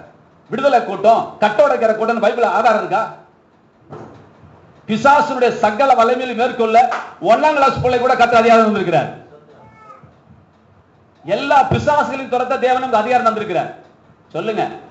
நீ என்ன கூட்டம் போட்டு துரத்துற? இயேசுனாருடைய ரத்தம் தான் அந்த பேயை ஓட்ட வச்சதோலிய நீ இருக்கிற உபவாசமோ நீ பண்ணன ஜெபமோ கிடையாது சார். நீ ஜெபம் பண்ணா திருவுள் ரட்சிக்கப்படுமா? இல்ல இயேசுனார் செத்ததனால திருவுள் ரட்சிக்கப்பட போதா? சரிங்க, நம்ம விஷயத்துக்கு போவோம். அம்மா கோச்சிக்காதீங்க, நான் டென்ஷன் ஆகிறேன்ட்டு மன்னிச்சுக்கோங்க. உங்க மேல உள்ள கோபம் இல்ல, உங்களை அப்படி பேச வச்ச ஊழியக்காரன் மேல தான் எனக்கு கோபம். உங்களெல்லாம் அப்படி பேச வச்சுட்டு இருக்காங்க பாத்தீங்களா? நல்லதை காமிக்காம கெட்டதையே காமிச்சு கீழேயே குடிஞ்சிட்டு பண்ணி மாதிரி செத்த பிறகு பரலோகத்தை போறான்னு சொல்லி வச்சிருக்காங்க பாத்தீங்களா? மேன்மையானதை காட்டல, வெற்றியை காட்டல. சொல்லி கொடுத்துருக்காங்களா? கேன்சர் வியாதிகள் உங்களை ஜெயிக்க முடியாதுன்னு சொல்லி கொடுத்துருக்காங்க எவனாவது உலகத்துல? எந்த வறுமை உங்களை ஜெயிக்க முடியாதுன்னு தெரியுமா உங்களுக்கு? எந்த பிசாசு உங்களை ஜெயிக்க முடியாதுன்னு தெரியுமா? எந்த பாவம் உங்களை நெருங்க முடியாதுன்னு தெரியுமா? அதை எவனா சொல்லி கொடுத்தாங்களா? அதை சொல்லி கொடுக்க ஆள் இல்ல சார். பொட்டு வைக்காத, பூ வைக்காத, டவுசர் போடாத, பேண்ட் போடாத, சுடிதார் போடாதான் சொல்லி கொடுக்க ஆள் இருக்கு. சரிங்க, ஜெபத்தை பத்தி பேசி சரி, ஜெபத்துல வந்து அதை ஒன்று தெரிஞ்சுக்கோங்க. ரெண்டாவது, ஜெபத்துல உட்காரும் பொழுது அந்த அப்பா பிள்ளைங்கிற உறவுல போங்க. அது அப்புறம் பேசிக்கோங்க. அப்பா பிள்ளைங்கலாம் நேற்றெல்லாம் பேசிட்டேன். அப்பா பிள்ளைங்கிற அப்பா என்ன உங்களை ஒன்றும் நான் கேட்கவே இல்லையா? அப்பா பிள்ளைங்கிற உறவுக்குள்ள போங்க. ரெண்டாவது, ஜெபம் பண்ணுறதுக்கு முன்னாடி அவருக்கு எல்லாம் தெரியும்னு தயவுசெய்து ஒன்று தெரிஞ்சு வச்சுக்கோங்க. நீங்கள் முழங்கால் படி இருப்பதற்கு முன்பதாக உங்கள் தேவை என்னது என்று பரமபிதா அறிந்திருக்கிறேன். நீ சும்மா உட்காந்துட்டு லிஸ்ட் போட்டுட்டு என் கஷ்டத்தை, என் கதையை கேட்டீங்களா, என் சோக கதையை கேளு, ஞான தங்கம்னு சொல்ற மாதிரி கதையை எடுத்துட்டு கூட கத்தட்ட அதெல்லாம் அவருக்கு தெரியும். நல்லா புரிஞ்சுட்டீங்களா? அந்த ஒரு மைண்ட் முதல்ல வச்சுக்கோங்க. நீ என்ன, உனக்கு என்ன பிரச்சனைங்கிறது கத்தருக்கு ஏற்கனவே தெரியும். அதனால கொஞ்சம் வார்த்தையை சுருக்கமா சொன்னா போதும். உன் வார்த்தை உனக்கு விடுதலை தரப்போறது கிடையாது. அதான் சொன்னார், அதிக வசனத்தினால் தங்கள் ஜெபம் கேட்கப்படும் என்று நினைக்காத. சரிங்க, அப்புறம் இன்னொன்னு சொல்றேன் கேளுங்க, நல்லா இந்த மைண்ட்ல நான் வச்சுக்கொள்ளுங்க. இது வந்து பிரபாகராயாவே சில நேரம் தவறு பண்ணலாம். நான் முதல் ஜெபம்னா என்னன்னு தெரிஞ்சுக்கோங்க, அப்புறம் நேரத்தை எடுத்துக்கோங்க. எந்த பொண்டாட்டியா ஒருத்தர் பிரபார் சொல்றாரு என் பொண்டாட்டி தான் உத்தமிக்கிறாரு, தாமஸ் சொல்றாரு இல்ல என் பொண்டாட்டி உத்தமிக்கிறாரு. எப்படியா என் பொண்டாட்டி கிட்ட ஒரு நாளைக்கு 1 மணி நேரம் பேசுறாயா? அவர் சொல்றாரு ஐயா என் பொண்டாட்டி 1.25 மணி நேரம் பேசுறாயா. 2 பொண்டாட்டியே கிடையாதுங்கிறேன், எப்பவும் பேசுறதான் பொண்டாட்டிங்கிறேன். வாழுங்க கர்த்தரோட, வாழ படிங்க, ஜெபிக்க படிக்காதீங்க. கர்த்தரோட வாழுங்க, நிமிஷம் வாழுங்க கர்த்தரோட. புருஷன் பொண்டாட்டியா வாழு. என்ன கணக்கு வச்சு பேசிட்டு இருக்கிற? சீசருக்கு சொல்லி கொடுத்தாரு ஜெபத்தை பத்தி. வாழுங்க கர்த்தரோட. உங்க ஜெபம் 10 பைசாக்கு பிரயோஜனம் இருக்கான? திரும்பி சொல்றேன், உங்க விசுவாசம் உங்களை வாழ வைக்க போகுது. கர்த்தர் எல்லா இடத்துலயும் ஜெபம் பண்ணாரு, கேட்டாரு, நோயெல்லாம் சுகம் பண்ணாரு. நல்லா ஜெபித்தாயா அப்படின்னு கேட்டாரா? விசுவாசித்தாயான்னு கேட்கிறேன். நீ விசுவாசிக்கிறாயான்னு கேட்டாரு. ஜெபமே உலகத்தை ஜெயிக்கிற ஜெயன் பைபிள் வசனம் இருக்கா? விசுவாசமே உலகத்தை ஜெயிக்கிற ஜெயன் பைபிள் வசனம் இருக்குது. நம்ம ஏதோ ஒண்ணு எடுத்துக்கிட்டு ஏதோ ஒரு புது பைபிள் உருவாக்கிட்டு இருக்கிறாங்க இன்னைக்கு ஜனங்கள். விசுவாசம் இல்லாம ஜெபம் கேட்கப்படுமா? சொல்லுங்க. நான் ஜெபம் பண்ணாம என் விசுவாசம் நிரூபிச்சு காட்டுறேன். ஒரு மழை பெயர்ந்து போகுது, அதுக்கு ஏதாவது கர்த்தர் ஜெபம் பண்ண சொன்னாரா? இல்ல. மழையை பார்த்து பேசுறேன், அவரை பார்த்து பேசுறது ஜெபம் சார். நீ மழையை பார்த்து பேசு, நான் தேவையில்லை. ஜெபத்தை தூக்கி அப்படியே அவ்வளவு பெருசா ஆக்குறீங்க. ஜெபம் ஜெபம் ஜெபம் ஜெபம். பழைய ஏற்பாட்டுல ஜெபம் பண்ணு வசனம் சொல்லுங்க சிஸ்டர். நீங்க சொல்லுங்க கிட்ட, நீங்க ஜெபம் பண்ணு ஒரு வசனம் சொல்லுங்க. ஜெபம் பண்ணினாருன்னு நான் சொல்லல, ஜெபம் பண்ணு அப்படின்னு வசனம் சொல்லுங்க. நீங்க சொல்லுங்க சிஸ்டர். என் கேள்வி புரியுதா இல்லையா? பொய் சொல்லாதீன்னு வசனம் இருக்குல்ல, ஜெபம் பண்ணுன்னு ஒரு வசனம் காட்டுங்க. புதிய ஏற்பாடு 100 வசனம் காட்டுறேன். இடைவிடாமல் ஜெபம் பண்ணு, சோர்ந்து போகாமல் ஜெபம் பண்ணு, அப்படி ஜெபம் பண்ணு, இப்படி ஜெபம் பண்ணு, விழுத்துறது ஜெபம் பண்ணு, ஜெபம் பண்ணி விழுத்துரு. 100 வசனம் இருக்குல்ல. பழைய ஏற்பாட்டுல ஜெபம் பண்ணுன்னு ஒரு வசனம் காட்டுங்க. ஜெபம் பண்ணினால் வசனம் இருக்குது. என் நாமம் தரிபிக்கப்பட்ட ஜனங்கள் தங்களை தாழ்த்தி ஜெபம் பண்ணினால் அப்படின்னு இருக்குது. சார் ஜெபம் பண்ணுன்னு ஒரு வசனம் சொன்னார கர்த்தர்? சொல்லல சார். ஏன் சார்? ஒரு பொண்டாட்டி கிட்ட வந்து புருஷன் பேசுன்னு சொல்லி பேசுற பொண்டாட்டி கிடையாது சார். விளங்காதனால புதிய ஏற்பாட்டுல பேச சொன்னார். ஒண்ணும் விளங்கல ஜெபம்னா. ஆபிரகாம் எத்தனை நேரம் ஜெபிச்சான்? பைபிள் வசனம் இருக்குதா? மோசே ஜெபிச்சான் வசனம் இருக்குதா பைபிள்ல? உட்கார்ந்து யோசிங்க. ஏன் வசனம் இல்லைன்னு சொல்லுங்க. ஏன் அந்த வார்த்தை இல்ல? எத்தனை மணி நேரம் தாவீது? இதெல்லாம் பிற்காலத்துல வந்து சேர்க்கப்பட்டது. தானியேல் ஜெபம் பண்ணா, 3 தடவை ஜெபம் பண்ணா. எங்கேயாவது புதிய ஏற்பாட்டுல பைபிள்ல தானியேலை போல ஜெபம் சொல்லிருக்கனால, ஆபிரகாமை போல ஜெபம் சொல்லிருக்கனால, ஆபிரகாமை பத்தி விசுவாசத்தை பத்தி கர்த்தர் பேசினாரு, ஜெபத்தை பத்தி பேசலையே. ஆபிரகாம் விசுவாசத்தான் நீதியாக எண்ணப்படுது, ஜெபித்தான் நீதியாக எண்ணப்படுதா? ஆபிரகாமை விசுவாசத்தாங்க பேசுறோம். அவன் ஜெபம் பண்ணானா? அப்படி ஏதாவது பைபிள் அவர் அத்தாட்சி இருக்குதா? ஆபிரகாம் ஆண்டவர்கிட்ட போய் ஜெபம் பண்ணா, தான் பிள்ளை பத்துக்கிறதுக்காக ஜெபம் பண்ண வசனம் இருக்குதா? அவர் எதை முக்கியத்துவப்படுத்தினார் ஆண்டவர்? ஃபெய்த்தை கொடுத்தாருங்க. உனக்கு வராதனால ஜபத்தை வச்சு கொண்டு வந்தார் கர்த்தர். ஜபம் பண்ணாவது கொஞ்சோண்டு ஊறாதா விசுவாசம்? ஜபத்துக்கு விசுவாசத்துக்கு சம்பந்தமே கிடையாது. ஜபம் பண்ணா விசுவாசம் வருமா? தெரியுமா உங்களுக்கு? கேளுங்க, பேசுங்க பேசுங்க பிரபாகர், நீங்க பேசுங்க தமசையா. ஜபம் பண்ணா விசுவாசம் வருமா? வசனத்தினால்தான் விசுவாசம் வரும். என்னங்கய்யா சார்? விசுவாசம் கேள்வினால் வரும், கேள்வி தேவனுடைய வசனத்தினால் வரும். விசுவாசம் ஜெபிச்சா வராது, உபவாசிச்சா வராது சார். இந்த திருவசனத்தை எவன் ஒருத்தன் உள்ளுக்குள்ள உருறானோ அதை கேட்க கேட்க கேட்கதான் விசுவாசம் வரும். உன் ஜபம் விசுவாசத்தை கொண்டு வராது. யோபு டெய்லி பலி செலுத்தினான்னு பைபிள் இருக்கு, நான் வச்சுக்கோங்க. என்ன பலி தெரியுங்களா? அது கூட பிறந்த அக்கா தங்கச்சினோட தப்பா பழகி இருப்பான்னு இவன் நினைக்கிறான். தெரியுமா உங்களுக்கு? அது ஒவ்வொருத்தன் பர்த்டேக்கும் 7 நாள் 10 நாள் ஃபீஸ்டிங் வைப்பாங்க, விருந்து வைக்கிறாங்க.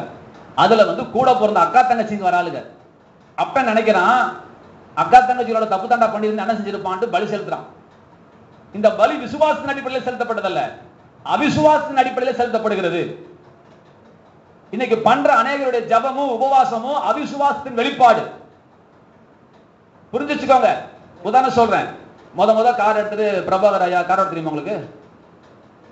கேளுங்க. இப்ப முத கார் கத்துக்கிட்டு ஊட்டிக்கு போறாங்கிறாங்க. நீங்க எல்லாம் ஃபேமிலியா போறீங்க. இந்த அம்மா எவ்வளவு நாள் தூங்காதுன்னா எனக்கு கார்ல தூங்காது. ஏன் தெரியுங்களா?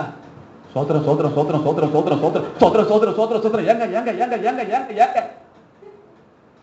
இவர் ஜெபம் பண்ணும்போது பாக்கணுமே, அந்த அம்மா ஜெபம் பண்ண சொன்னா, கர்த்தாவே பம்பர் டு பம்பர் ரத்தத்தை தெளிக்கிறேன் ஐயா, என் புருஷனுடைய தலையிலிருந்து கால் வரைக்கும் ரத்தத்தை தெளிக்கிறேன் ஐயா. இதெல்லாம் எதனால வருது? உன்னுடைய அவிசுவாசத்தினால வருது.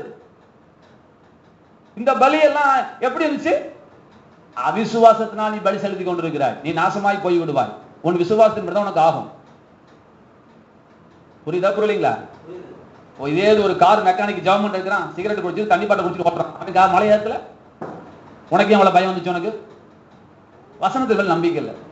இது முதற்கொண்டு என்றென்றைக்கும் என் போக்கையும் வரத்தையும் கர்த்தர் பாதுகாக்கிறார். என் கல்லில் இடாதபடிக்கு தேவதூர்களுக்கு கட்டளையிட்டு இருக்கிறார். என் பாதமே கல்ல மோதாதப்ப என் வண்டி அப்புறம் வண்டியில கார்ல மறக்கலாம் போதும்.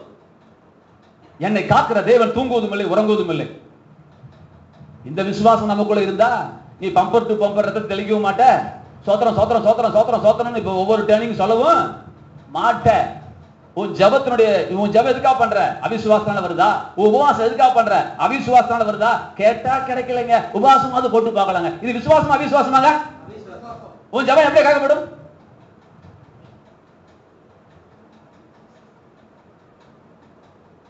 சரிங்க, கர்த்தர் எல்லாவற்றையும் முன்னறிந்திருக்கிறார். அப்புறம் இன்னொன்னு சொன்னேன், ஜெபத்துல நீங்க கத்துக்குள்ள வேண்டியது நேற்று சொல்லிட்டேன், நான் ரிவைஸ் மாத்திரம் பண்றேன். தாழ்மை என்பது ஒருத்தர் சொல்லி ஏற்றுக்கொள்வது தாழ்மை. அவர் அப்பான்னு சொல்றாரு, நீ எஜமானே சொல்லக்கூடாது. அவர் அப்பான்னா நான் அப்பா நீ பிள்ளைங்கிற, நீ அப்படி இல்லைங்க எஜமானனே அப்படின்னு ஜெபம் பண்ணாத, தனி ஜெபத்துல அப்படி பண்ணாத. இதெல்லாம் பேயோட தந்திரம். உன்னையும் கர்த்தரையும் கொஞ்சம் தூரப்படுத்துறான், கொஞ்சம் இல்ல மைல் கணக்கா தூரப்படுத்துறான். நீ எஜமானனே சொன்னா நீ ரிலேஷன்ஷிப்பே மாத்திட்ட. ரைட்டா ரைட்டா? என்னங்க பயப்பா இருக்குல்ல? அதான் இவ்வளவு தப்பு பண்ணிட்டு இருக்கிறோம். எஜமானனே சொன்னா அர்த்தம் வேலை, அப்பான்னு அர்த்தம் வேற. அவரு அப்பான்னு சொன்னா நீ ஏத்துக்கிறது தாழ்மையா? இல்ல இல்ல நான் வேலைக்காரன் தான் எஜமானன் தான் சொல்லாமா? பாட்டு பாடலாங்க, பெர்க்மான்ஸ் தெரியாம பாடலாங்க, ஆரம்பத்துல பாடிக்கலாம் எஜமானனே. இத சபையில பாடு தப்பு கிடையாது. ஏன்னா நம்ம சபைக்கு எல்லாரும் வரும்போது ஒரு எஜமானன் ஓகே. ஆனா தனிச்சபத்துல போய் எஜமானேன்னு பாடாது. அவரு எஜமானன் கிடையாது, உனக்கு அங்க அப்பன். அப்பங்கிட்ட போய் புள்ள எஜமானன்னு சொல்லக்கூடாதுங்க. ரிலேஷன்ஷிப் பண்ணி மாத்துற, நீ மாத்துறது தப்பு சொல்லல. நீ கத்தருக்கா நீ பாடம் கத்து கொடுக்குற. உனக்கு பெருமையினாவி லூசிஃபராவி உங்களுக்குள்ள பூந்து இருக்குது. இத பேய் மாயமாலமா உங்களுக்கு தாழ்மைங்கிற பேர்ல பேய் உங்களை ஆட்டிக்கிட்டு இருக்கிறான். சார் உங்களுக்கு புரியுது நான் பேசுறது? நான் இதுக்குதான் பேசப்படுறேன்.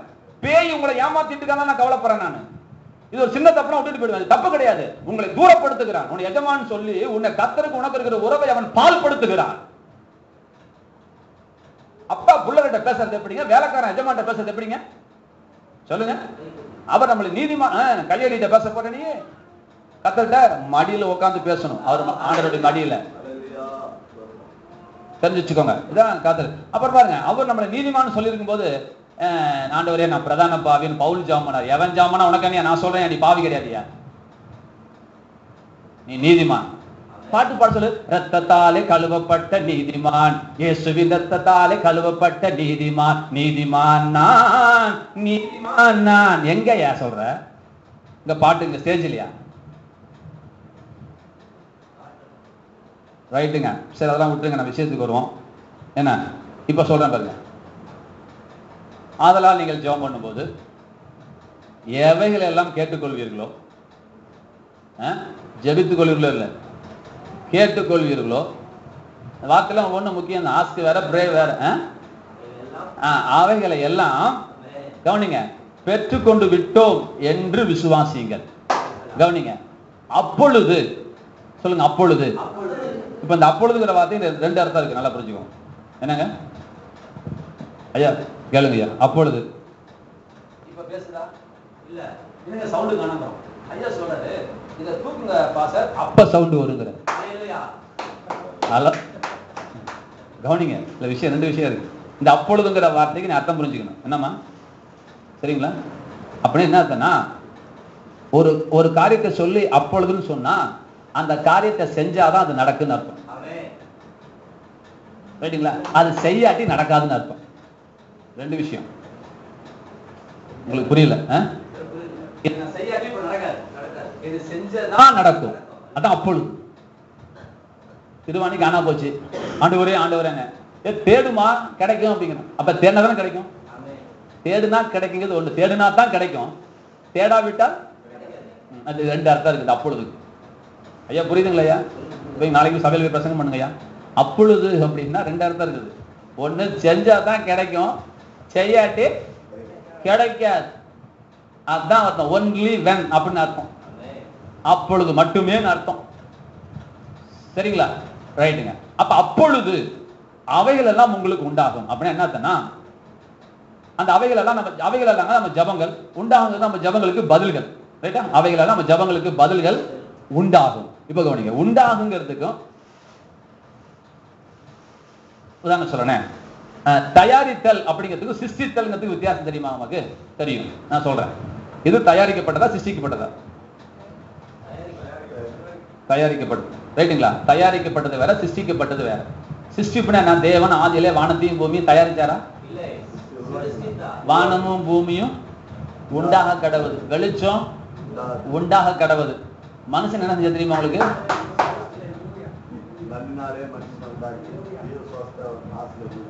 ஓதினா. சரி, ஏவாளை எப்படி உண்டாக்குனா சொல்லுங்க பார்க்கலாம். அயர்ந்த நித்திரையை உண்டாக்கி சொல்லுங்க. கரெக்டா கதை கதைன்னு சொல்லக்கூடாது. ஆதியாமம் 2 வாங்க. ஆதியாமம் 2 வாங்க. ஆதியாமம் 2ல அந்த வசனத்தை வாசிங்க. அந்த சிறுசி அந்த அம்மாவை உருவாக்குறதுக்கு வாங்க. 22 வாசிங்க.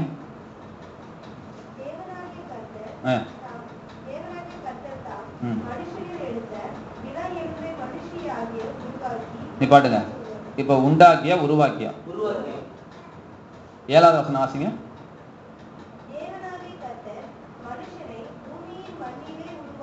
உண்டாக்கிய உருவாக்கியா?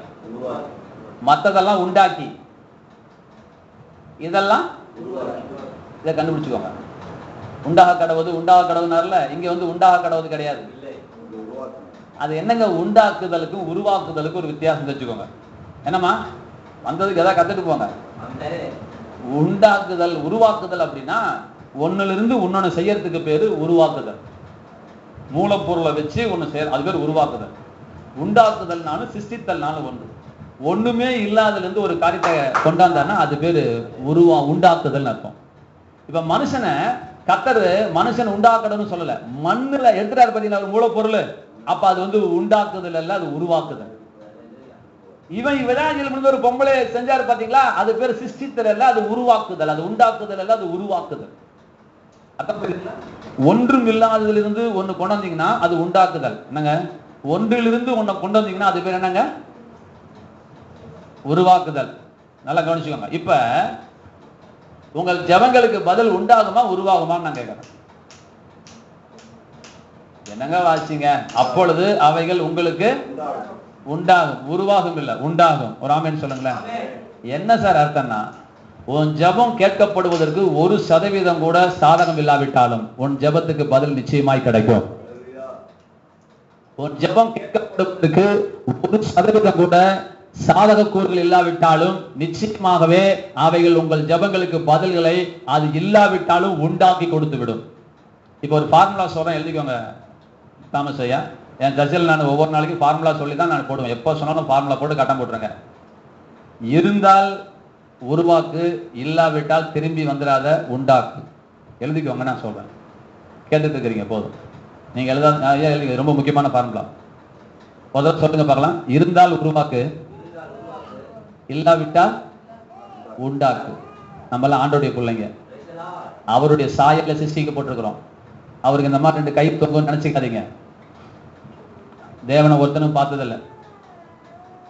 அவருடைய சாயல், அவருடைய ரூபம் சொன்னே அவர் நம்மள மாதிரி இருப்பா நினைச்சிட்டு இருக்கிறான். உலகம் நம்ம தப்பு கணக்கு போட்டுட்டு இருக்கிறோம். மைக்கு மாத்தணுமா? ஹலோ, தப்பு கணக்கு போட்டுட்டு இருக்கிறோம். அவர் நம்மள மாதிரி 2 கை 2 காலோட 2 கண்ணோட அப்படி நின்றுட்டு இருப்பான், நம்ம நினைச்சிட்டு இருக்கிறோம். அதை நான் அந்த அர்த்தம் கிடையாது. அவருடைய சாயல், அவருடைய ரூபங்கிறது அது அப்படி அல்ல. அவர் ஆவியா இருக்கிறாரு, சரிங்களா? தேவன் ஆவியா இருக்கிறாரு, உருவமா இருக்கிறார். நீ எப்படி இருக்கிற? நீ சரீரத்தில் இருக்கிற. எப்படி சம்பந்தப்படுத்த முடியும்? அப்ப எதுல ஒரே மாதிரி இருக்கிறோம்? ஆவியில தான் அவரை போல இருக்கும். நீ சரீரத்துல பேசக்கூடாது. தேவனை ஒருத்தன் கண்டதில்ல, அவர் சேரக்கூடாதுல வாசம் பண்ணுகிறவர் தேவன் ஆவியா இருக்கிறார். இதுதான் பைபிள் சொல்லுது. இல்ல தேவனா சரீரமா இருக்கிறாரு, இல்ல தேவன் ஆவியா இருக்கிறார். நீ சரீரத்துல இருக்கிற. எப்படி 2 பேருக்கு ஒரே ஃபிகர் கிடைக்கும்? அதெல்லாம் கிடைக்காது. அந்த சாயல் தாங்க அர்த்தம் சொல்றேன். உள்ளான மனுஷன் தாங்க அது. நம்ம ஆவி மனுஷனுங்க. நம்ம எல்லாம் உண்மையான டேவிட் பிரகாஷ் நான் இல்லைங்க. ஏற்கனவே சொல்லியிருக்கேன் இல்லைங்களா? டேவிட் பிரகாஷ் நான் அல்ல, இது டேவிட் பிரகாஷோட சரீரம். உள்ளான மனுஷன், அந்த ஆவி மனுஷன் இருக்கிறானே, அவன் தான் உண்மையான டேவிட் பிரகாஷ். டேவிட் பிரகாஷ் இந்த சரீரத்தில் உட்காந்துட்டு பேசிட்டு இருக்கிறார். இந்த கண்ணில் ஜன்னல் வழியா பார்த்துட்டு இருக்கிறார். இந்த மூக்கு வழியா சுவாசிட்டு இருக்கிறார். இந்த வாய் வழியா பேசிட்டு இருக்கிறார். யாரு? டேவிட் பிரகாஷ். இது டேவிட் பிரகாஷோட சரீரம். டேவிட் பிரகாஷ் யாரு? அதான் தெரியல, செத்து போயிட்டாருங்க. நேற்று தாங்க பிரபாகரன் உட்காந்து இருந்தாரு, இன்னைக்கு போயிட்டாருங்க. இப்போ உட்காந்து இருக்கிறவர் யாருங்க? போனமா? அவரு போயிட்டாரு. அவரு போனவர் தான் பிரபாகர். ஆமேன்னு சொல்லுங்களேன். போனார்ல ஒருத்தர் சொல்லல, போயிட்டாருங்க, நல்ல அவரு தான் பிரபாகர். இது பிரபாகருடைய சரீரம். அவரு தான் அந்த சாயல். சரிங்க. நம்ம மறுரூபப்படும் பொழுது யாருடைய சாயல் இருப்போம்? ஆண்டுடைய வரிகளை மறுரூபப்படுவோமா? அப்ப யார் சாயல் இருப்போம்? வசனம் தெரியுமா உங்களுக்கு? இப்ப நம்ம அவருக்கு ஒப்பா இருப்போம் என்று விசுவாசிக்கிறோம். இப்ப நம்ம எப்படி இருக்கோம் தெரியல. ஆனா அவர் வரும்போது நாம் அவருடைய சாயல், அவருடைய சாயலுக்கு ஒப்பா இருப்போம் என்று விசுவாசிக்கிறோம். இப்படிப்பட்ட நம்பிக்கையுள்ளவன் யாரும் அவர் பரிசுத்தமா இருப்பார், தன்னையும் பரிசுத்தமாக்கிக்குவார். சரி, ரைட். இப்ப மறுரூபம் வச்சுக்கோங்க. தாமஸ் புரியுதான் பாருங்க. நம்ம டிரான்ஸ்பிகர் ஆன பிறகுதான் அவருக்கு ஈக்குவலா இருக்கிறோம். ஹலோ, டிரான்ஸ்பிகர் ஆனதுக்கு அப்புறம் அவருக்கு ஒப்பா இருக்கிறோம். நம்ம இப்ப டிரான்ஸ்பிகர் ஆகல. நமக்கு வேற என்ன மாதிரி ரூபம் வரும்? நான் ஒரு அடி உயரோனா இல்ல. கர்த்தர் அதுக்கும் சொல்றார், நீ விதைக்கிற, நீ இனி வருகிற மேனியை விதையாமல் விதையை மட்டும் விதைக்கிறாய். நெல்லை தான் விதைக்கிற, மாங்கொட்டையை தான் விதைக்கிற, மாமரத்தை குழி தோண்டி புதைக்கல. ஹலோ, மாங்கொட்டை வேற, மாமரம் வேற. நீ மாமரத்தை குழி தோண்டி புதைக்கல, கொட்டையை தான் விதைக்கிற, வரப்போறது மரம். இனி வரப்போகிற மேனியை விதையாமல் வெறும் விதையே விதைக்கிறாய். அப்ப நீ எப்படிப்பட்ட ரூபம் வருகையில போற அப்படின்னா, இந்த ரூபம் கிடையாது. வருகையில நீ போற ரூபம் என்டையர்லி டிஃபரெண்டா இருக்கு போகுது. அதுதான் மறு ரூபம்.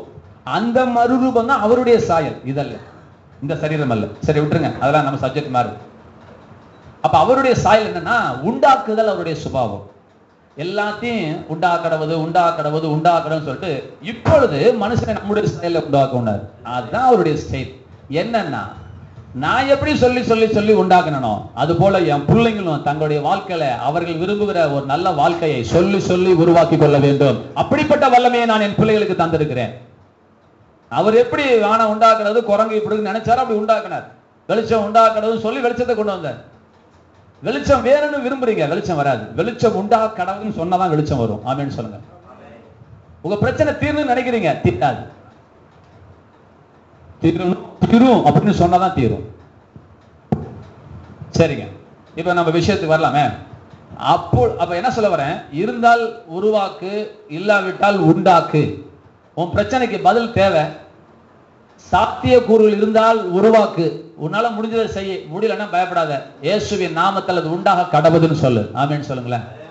சார் நீ ஒரு ஊருக்கு போறீங்க சார், ஒரு 10 கல் இருக்கு சார், கொட்டிடலாம் சார். ஒரு மலையே குறுக்கால இருக்கு, என்ன செய்வீங்க? போக முடியுமா? நான் சொல்றது புரியுதுங்களா ஐயா? உங்களுக்கு ஃபாலோ பண்றீங்களா? முடியுதா? உருவாக்கு அல்லது உண்டாக்கு. இப்போ போறீங்க, ஒரு 35-40 வண்டி குறுக்கால டிராபிக் ஜாம் இருக்குது, நகர்த்த முடிஞ்சா நகர்த்து. ஒரு பெரிய மலையே வந்து குறுக்கால நடக்குது, இப்ப என்ன செய்ய போற? நகர்த்த முடியாதுல்ல, திரும்பி தானே வர போறோம். கத்தர் வராதுங்கிறாரு. ஸ்பிரிச்சுவலா மலை இருந்துச்சுன்னா பயந்து வந்துடாதப்பா, அந்த மலையை பார்த்து பண்ணி பேசு. நீ ஒரு ஸ்டெப் கூட நிக்காத, நீ பேசிக்கிட்டே நட, நீ போக போக மலை அங்க இருக்காது. புரியுதுங்களா? கல் இருந்தா நகர்த்தி போட்டுரு, அது உன்னால முடியும், என்னை கூப்பிடாத. மலை இருந்தா அப்பயும் என்னை கூப்பிடாத, அந்த மலையை பார்த்து பேசு. அந்த மலை உனக்கு விலகி அது உனக்கு ராஜபாதையாக கத்தர் மாற்றுவார். உனக்கு எது தடையா இருந்துச்சோ அதை ராஜபாதையாக தேவன் மாற்றுகிறார்.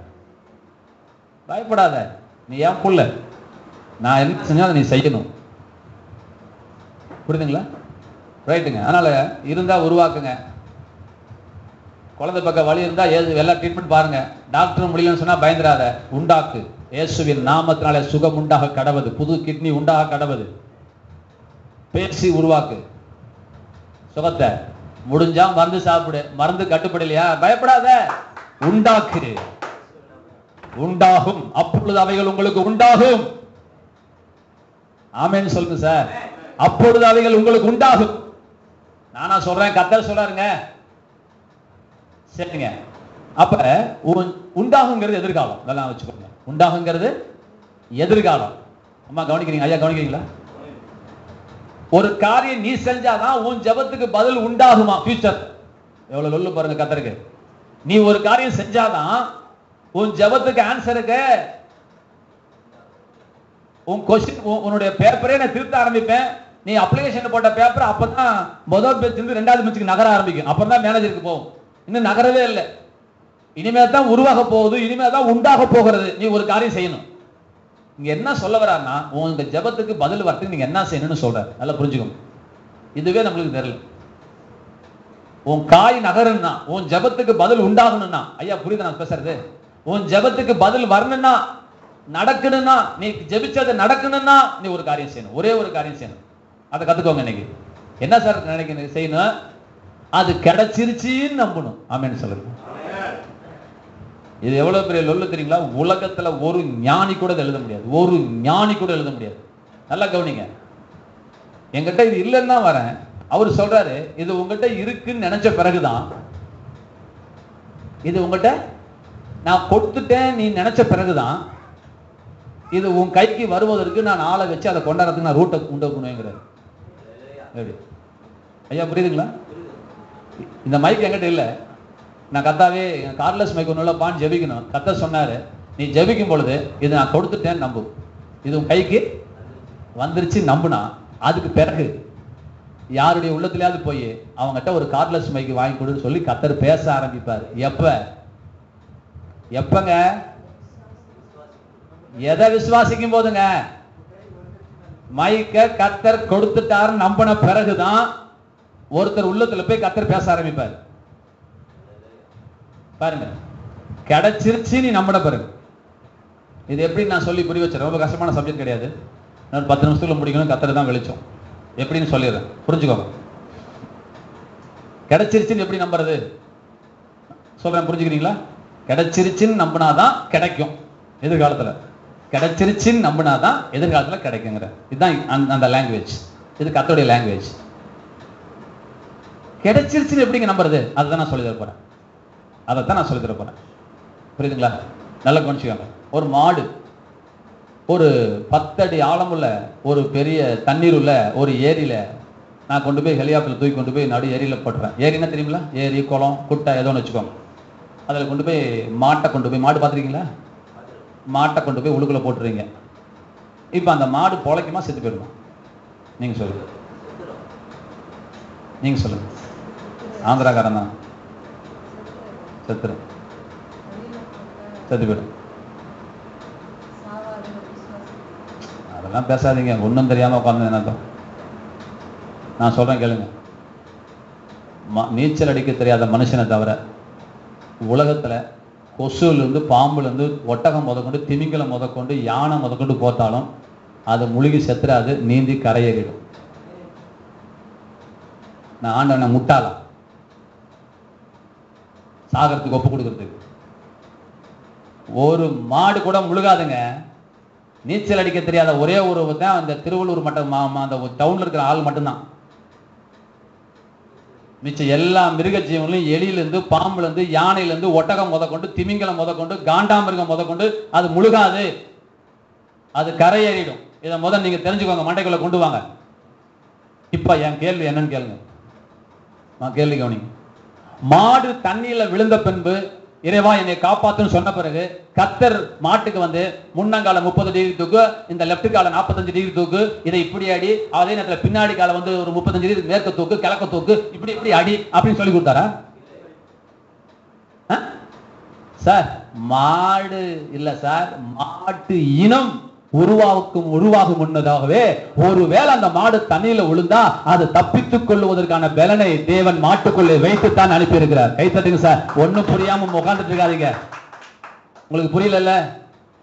மாட்டுக்கு அதை புரியல சார். இறைவனை முதல்ல தெரிஞ்சுக்கோங்க. நீ கும்பிடுற தெய்வம் யாருன்னு தெரிஞ்சுக்கோங்க. முதலாவது காதுல பூ வச்சுட்டு உட்கார்ந்து தேவன் அல்ல.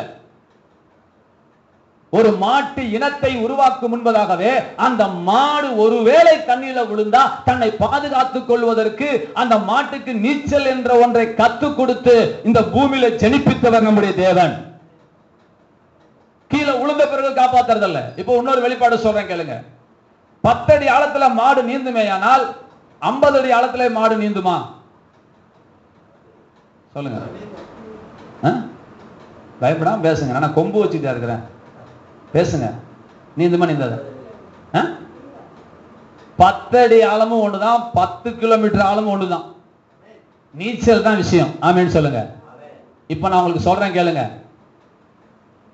இந்த மாட்டு கதையை வச்சு மனுஷனே நீ விளங்கிக்கோங்க. இன்னைக்கு ஐயா மாட்டு கதையை வச்சு நீங்க முதல்ல விளங்கிட்டு போங்க. சும்மா மாடா திரும்பி போக கூடாது, மனுஷனா திரும்பி போங்க. ஒரு மாடு தான் சந்திக்க போற பிரச்சனைல சாகக்கூடாது என்று மாட்டுக்கு தப்பித்துக் கொள்ள ஒரு ஞானத்தை தேவன் தந்திருப்பானால், மனுஷனே நீ சந்திக்க போற ஒரு நாட்களை சந்தித்துக் கொண்டிருக்கிற எல்லா பிரச்சனையிலிருந்தும் உன்னை தப்புவித்துக் கொள்ள ஞானத்தை, கிருபையை, பலனை கர்த்தர் ஏற்கனவே உனக்குள்ள வைத்திருக்கிறார். நல்ல கைகளை தட்டி நடி செலுத்துங்க பார்க்கலாம். ஏற்கனவே எவ்வளவு ஆழம் என்பது முக்கியம் இல்ல, நீ சந்திப்பது எவ்வளவு பெரிய பிரச்சனை என்பது முக்கியம் இல்ல. நீச்சல் தான் விஷயம், விசுவாசம் தான் உனக்கு முக்கியம். எவ்வளவு பெரிய பிரச்சனையா இருந்தாலும் பிசாசு சொல்றான், இது சின்ன பிரச்சனைங்க சமாளிச்சிட்டீங்க, இது பெரிய பிரச்சனைங்க. ஆமா சார், 5 அடி ஆழத்திலையும் மாடு நீந்துண்டா பிஸ்கோத்த, 500 அடி ஆழத்திலையும் மாடு நீந்துண்டா விஷயம். நீச்சல் ஆழத்தை காட்டாதே, நீச்சலை காட்டு. எனக்கு நீச்சல் தெரியும். விசுவாசமே உலகத்தை ஜெயிக்கிற ஜெயம். தேவனால் பிறந்த எவனும் உலகத்தை ஜெயிப்பான். எந்த பிரச்சனையும் ஜெயிக்க முடியும். ஆமென் சொல்லுங்க. தீர்வு இல்லாத பிரச்சனை உலகத்துல கிடையவே கிடையாது சார். தீர்வு இல்லாத பிரச்சனை உலகத்துல கிடையாது. ஹலோ, தீர்வு இல்லாத பிரச்சனை உலகத்துல எதுவுமே கிடையாது. இது நல்லா நான் வச்சுக்கொள்ளுங்க. என்னைக்கு தாகன்னு வந்துச்சு அன்னைக்கு தாகத்துக்கு தண்ணீர் இந்த உலகத்துல வந்துருச்சு. உன் பிரச்சனைக்கு தீர்வு பாருங்க. இன்னொன்னு சொல்லுங்க, இறைவன் பெரியவன். சொல்லுங்க. அப்படின்னா என்ன அர்த்தம்னா, அதனால சும்மா வாயில சொல்லக்கூடாது இறைவன் பெரியவன், காட் இஸ் கிரேட்னு முட்டாள்தனமா பேசிட்டு இருக்காதீங்க. இயேசுநாதரை ஒருத்தன், கடவுளை ஒருத்தன் ஜெயிச்சுட்டானா அவன் பெரியவனா சின்னவனா? பேசுங்க, பேசுமா. கடவுளை நீங்கள் நானும் சண்டை போடுறோம், ஒரு பாட்டு போட்டி, ஒரு ஓட்ட போட்டி, ஒரு செஸ், ஏதோ ஒரு விளையாட்டுல நீங்க ஜெயிச்சிட்டீங்க. இப்ப நான் பெரியாள், நீங்க பெரியாளா? ஜெயிச்சதுதானே பெரியாள். அப்ப ஆண்டவரை ஒருத்தன் ஜெயிச்சுட்டானா அவன் பெரியவனா, ஆண்டவர் பெரியவனா? அவன் பெரியவன். அப்ப அவன் கடவுளா பெரியவன்ல. அப்ப இறைவன் தான் பெரியவனா? இறைவனை யாராவது ஜெயிக்க முடியுமா? அப்ப இறைவனுக்கு இலக்கணம் தெரிஞ்சு வச்சுக்கோங்க. ஜெயிக்கப்பட முடியாதவர், தோற்கடிக்கப்பட முடியாதவரே இறைவன். அவன் தான் இறைவன். அந்த இறைவனையே நம்ம கும்பிட்டு இருக்கிறோம். சாலமோன் ஞானத்தை கேட்கறதுக்காக சேபாதியாஸ் ராஜஸ்திரி விடுகதையோடு கொண்டு வந்தா, இவ போட்ட எல்லா விடுகதையும் சொல்லி முடிக்கிறதுக்குள்ள இவன் பதில் சொல்லிட்டான். பைபிள் வசனம் இருக்குது. அப்ப கர்த்தர் என்கிட்ட சொன்னார். அப்ப ஏன்னா இவன் தான் பெரியவன், ஏன்னா கர்த்தர் அவனுக்கு ஞானம் கொடுத்திருந்தார். அவன் கேட்ட கேள்வி முடிச்சிருந்தானா அவன் பெரியவன் போயிருப்பான். இப்ப கர்த்தர் சொன்னார், நான் சர்வ ஞானம் உள்ளவன், பிசாசு ஞானம் உள்ளவன் இல்லையா? பிசாசு எந்த கேள்வி எந்த விடுகதையை போட்டு இதை விடுவிக்க முடியாதுன்னு சொன்னாலும், மற்றவனுக்கு பதில் தெரியாலும் சாலமோனுக்கு தெரிவது போல எனக்கு தெரியும் பிசாசு போட்ட எந்த முடிச்சு நான் அவுத்து விட முடியும். ஆமேன்னு சொல்லுங்க. எந்த பிரச்சனையை பிசாசு, அவன் கேன்சரை கொண்டு வரட்டும், எய்ட்ஸை கொண்டு வரட்டும் சார், கர்த்தரிடத்துல தீர்வு இருக்கிறது. ஆமேன்னு சொல்லுங்க. கர்த்தர் தான் பெரியவர். உலகத்தில் இருப்பவனை பார்க்கலும் எனக்குள் இருப்ப பெரியவர். சாலமோனிலும் பெரியவர் இங்க இருக்கிறார், யோனாவிலும் பெரியவர் இங்க இருக்கிறார், தேவாலயத்திலும் பெரியவர் இங்க இருக்கிறார். சொன்னது ஏசாமி தன்னைக்குள் சொன்னார் சார். பெரியவர் இவர். உலகத்தில் இருப்பவனை காட்டிலும் எனக்குள் இருப்பவர். இந்த வெளிப்பாடு இல்லாதனால சாகுறோம். இந்த வெளிப்பாடு வேணும். யோபு சத்தத்துக்கு காரணம் என்ன? என் பிரச்சனையை கொண்டு வந்த பிசாசை விட என் தேவன் சிறியவர், என்னை காக்கிற என் தெய்வத்தை விட என்னை அழிக்கிற பிசாசு பெரியவன் சொன்னா சார் யோபு. அதனாலதான் நாசமா போனவன். யோபுவோட பாடத்தை வச்சுட்டு தலைகளா பார்த்துட்டு இருக்கிறோம். இப்படி பேசுனா எனக்கு பேச முடியும். யோபுல இருந்து கர்த்தர் சொல்லி கொடுத்த பாடம், நீ நாசமா போயிடக்கூடாதுன்னு நீ எதை எடுத்துக்கிட்ட? நம்மளும் பாடுபடணும்னு நினைச்சுக்கிட்ட. நீ பாடுபடக்கூடாத அடிமாட்டு முட்டாளேன்னு சொல்லி கொடுத்தார். அவன் சொந்த வாயால சொல்றான், நான் பயந்தது நடந்துச்சுங்கிறான். ஏங்க உங்க பிள்ளைங்க 3 செத்து போச்சுன்னா நீங்க என்ன செய்வீங்க? மூச்சு நிக்காது. அவன் என்ன சொன்னா? எனக்கு அப்பவே தெரியும், நான் நினைச்சது நடந்துச்சுன்னா. ஹலோ, நான் பயந்தது நடந்துச்சுன்னு என்ன அர்த்தம்? நான் நினைச்சது நடந்துச்சு என்ன அர்த்தம்? ரெண்டு ஒன்று தானே. இவனுக்கு ஹார்ட் அட்டாக் வரல. ஏன்? இவன் டெய்லியே தான் நினைச்சிட்டு இருக்கிறான். என் பொண்டாட்டி போச்சுனா, என் சொத்து போச்சுனா, என் ஒட்டகம் போச்சுனா, என் ஆடு போச்சுனா, அதை தானே நினைச்சிட்டு இருக்கிறான். தெரியுமா தெரியாதா சார்? நான் பயந்த காரியம் எனக்கு நேரிட்டது, நான் மிகவும் அஞ்சினது எனக்கு சம்பவித்தது. அவன் சொல்றான் சார் ஸ்டேட்மெண்ட். நீ என்ன புதுசா ஸ்டேட்மெண்ட் கொடுக்குற? நல்லவன் சார், உத்தமன் சார். ஏன் எல்லாம் செஞ்சு இவ்வளவு நஷ்டம் வந்துச்சு? ஏன் சார் வந்துச்சு? சார், தேவன் உன்னை காப்பாத்துறதை விட பிசாசுக்கு உன்னை அழிக்கிற பிசாசுக்கு சக்தி ஜாஸ்தி நீ சொல்லிட்ட. இறைவன் பெரியவன்கிற வெளிப்பாடு யோபுவுக்கு இல்லை. தாமஸ் ஐயா புரிஞ்சுக்கோங்கய்யா, யோபு தோத்ததுக்கு காரணம் சொல்றேன். இவனுக்குள் இருக்கிறவரை விட பிரச்சனை கொண்டு வந்த பிசாசு பெரியவன் நினைச்சிட்டு இருக்கிறான் சார். உன் பிரச்சனையோட இயேசு பெரியவர். ஆமென் சொல்லுங்க. உன் பிரச்சனையை நீ உன்னால சரிப்படுத்த முடியாதுன்னு நினைச்சினா நீ இறைவனை நீ கால் கீழ போட்டு மிதிச்சிட்டு இருக்கிற. உனக்கு பிரச்சனை கொண்ட இயேசுவை விட அதை தீர்க்க வல்ல தேவனுக்கு வல்லமை 10,000 மடங்கு கோடி மடங்கு அதிகமாக இருக்கிறது. அவர் பெரியவர். அவன் வாழ்க்கையில் அந்த வெளிப்பாடு கொண்டு வாங்க. முதலாவது, எந்த பிரச்சனையும் பயப்படாத. அந்த பிரச்சனை யார் கொண்டு வரா? நீ நாசமா போற ஒரு கேன்சர் இருந்துச்சு, கர்த்தர் கொண்டு வந்தாரா? ஆண்டவர் கொண்டு வராரா? பிசாசு தான் கொண்டு வரா. அப்ப அவன் ஒரு கேன்சர் வியாதியை கொண்டு வந்தா கர்த்தருக்கு அது குணமாக்கக்கூடிய மருந்து வச்சிருப்பாரா? வச்சிருக்க மாட்டாரா? இன்னொரு வெளிப்பாடு சொல்றேன். யெகோவா ஈரே. மனித எல்லா சிருஷ்டிப்புல கடைசி சிருஷ்டிப்பு எது சொல்லுங்க பார்க்கலாம். டக்குன்னு சொல்லுங்க. 6 நாள் படைச்சார் இல்லைங்க, அதுல கடைசி யாரை படைச்சாரு? மனுஷன். என்ன அர்த்தம்? நம்ம மனுஷனை படைச்சிட்டு என்ன செய்வோம்? அப்படி விற்கும் போது அஜிஜோ சாரிப்பா, இதுக்கு என்னப்பா இது? ஓஹோ, இது பேரு தாகம்பா, விக்கல் இது பேரு. இதுக்கு தண்ணி உண்டாகணும், மறந்துட்டேன், தண்ணீர் உண்டாக கடவுது அப்படின்னு கர்த்தர் உண்டாகல. மனுஷனா படிச்சுட்டு ஆண்டவரே என்ன வயிறெல்லாம் எரியுதுன்னு சொன்னேன், ஆட மாநிலனே மறந்து விட்டேன், அதன் பெயர் பசி, மரங்கள் உண்டாக கடவுது அப்படின்னு சொன்னாரா? அவர் மனுஷன் அல்லையா, சர்வ ஞானமுள்ள தேவன். உன்னை உருவாக்குறதுக்கு முன்பதாக அல்ல, மனு குலத்தை உருவாக்குவதற்கு முன்பதாகவே உலகம் அழிகிற வரைக்கும் அவனுக்கு என்ன தேவையோ அதை தேவன் செஞ்சு வச்சுதான் மனுஷனை உண்டாக்கினார். கைகளை தட்டுங்க. அவர் பெயர் யெகோவா ஈரே. உன்னை உருவாக்கத்துக்கு முன்னாடி நீ சுடுகாடு போற வரைக்கும் இல்லையா, மனுக்குலமே சுடுகாடு போற வரைக்கும் என்ன தேவையோ அதை தேவன் செய்து வைத்திருக்கிறார். 12 மணிக்கு உலகம் அழிய போகுது. 11:59 என் தலையில இருக்க ஒரு பேனு முட்டை போட்டு அது குஞ்சு பொரிச்சு ஈரா வெளியே வருது. அந்த ஈருக்கு ஆகாரத்தை தேவன் வைத்திருக்கிறாரா? வைக்கலையா? வச்சிருக்கிறா வைக்கலையா? இறங்கி வைக்கணும் அவசியம் இல்லை. எல்லாத்தையும் வச்சுட்டு ஆண்டவன் உட்கார்ந்துட்டு இருக்கிறான். ஆமென் சொல்லுங்க. யெகோவா ஈரேங்கிற பேர் எங்க சார் வந்துச்சு? பலி செலுத்த போறான், மகனை வெட்டாதன்ட்டாரு. அப்ப நான் என்ன பலி செலுத்து கேட்கும்போது அங்க ஒரு ஆடு இருக்குன்னு சொன்னார். நல்லா கவனிங்க. மண்டையில வெளிச்சம் போட்டு வெளிச்சம் அடிக்கணும். இப்போ ஒரு கேள்வி, கர்த்தர் பார்த்துக் கொள்வான்னு சொன்னானா? கர்த்தர் பார்த்து வச்சுக்கிட்டாரா? இப்ப கவனிங்க ஒரு கேள்வி. அதான் யெகோவா ஈரே. அப்ப என்ன சார் அப்படின்னா, இப்ப இவன் எப்ப வீட்டை விட்டு கிளம்பி போனா? அதிகாலமே கிளம்பி போனான். எப்பங்க? இப்ப ஆடு எப்ப போச்சு கரெக்டா சொல்லுங்க. இவன் கிளம்பின பிறகு முன்னாடியா? முன்னாடினா எப்ப? இவனே அதிகாலம் போறான் கிடையாது. அதிகாலையில் எந்த ஆடு வீட்டு விட்டு வெளியே கிளம்பாது. அது மலை மேல எல்லாம் மாட்டிட்டு இருக்காது. முத நாள் ஈவினிங்ல, முத நாள் காலையில வீட்டு விட்டு கிளம்பும்போது வழி தப்பி அங்க சிக்க வச்சுட்டார் கர்த்தர்.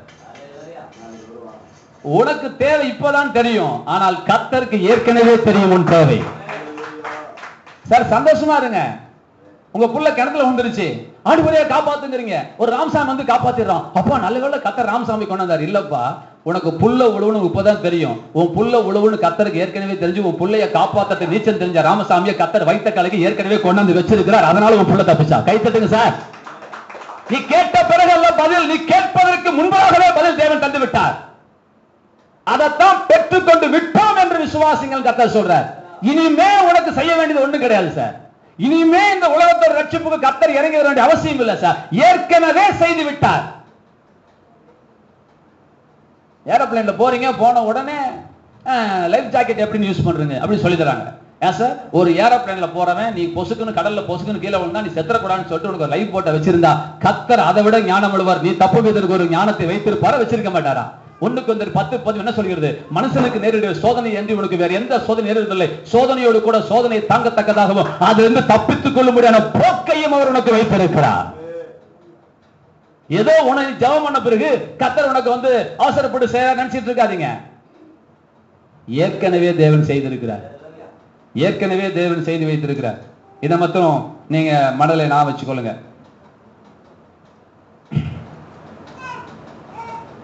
அப்ப கர்த்தர்ட்ட போயிட்டு அதை கொடுங்க இதை கொடுங்க நீங்க கேட்கறதுக்கு முன்னாடி ஒன்ன நான் வச்சுக்கொள்ளுங்க, அவர் ஏற்கனவே செஞ்சு வச்சிருக்கிறார், ஏற்கனவே செய்து வைத்திருக்கிறார், கொடுத்து விட்டார்.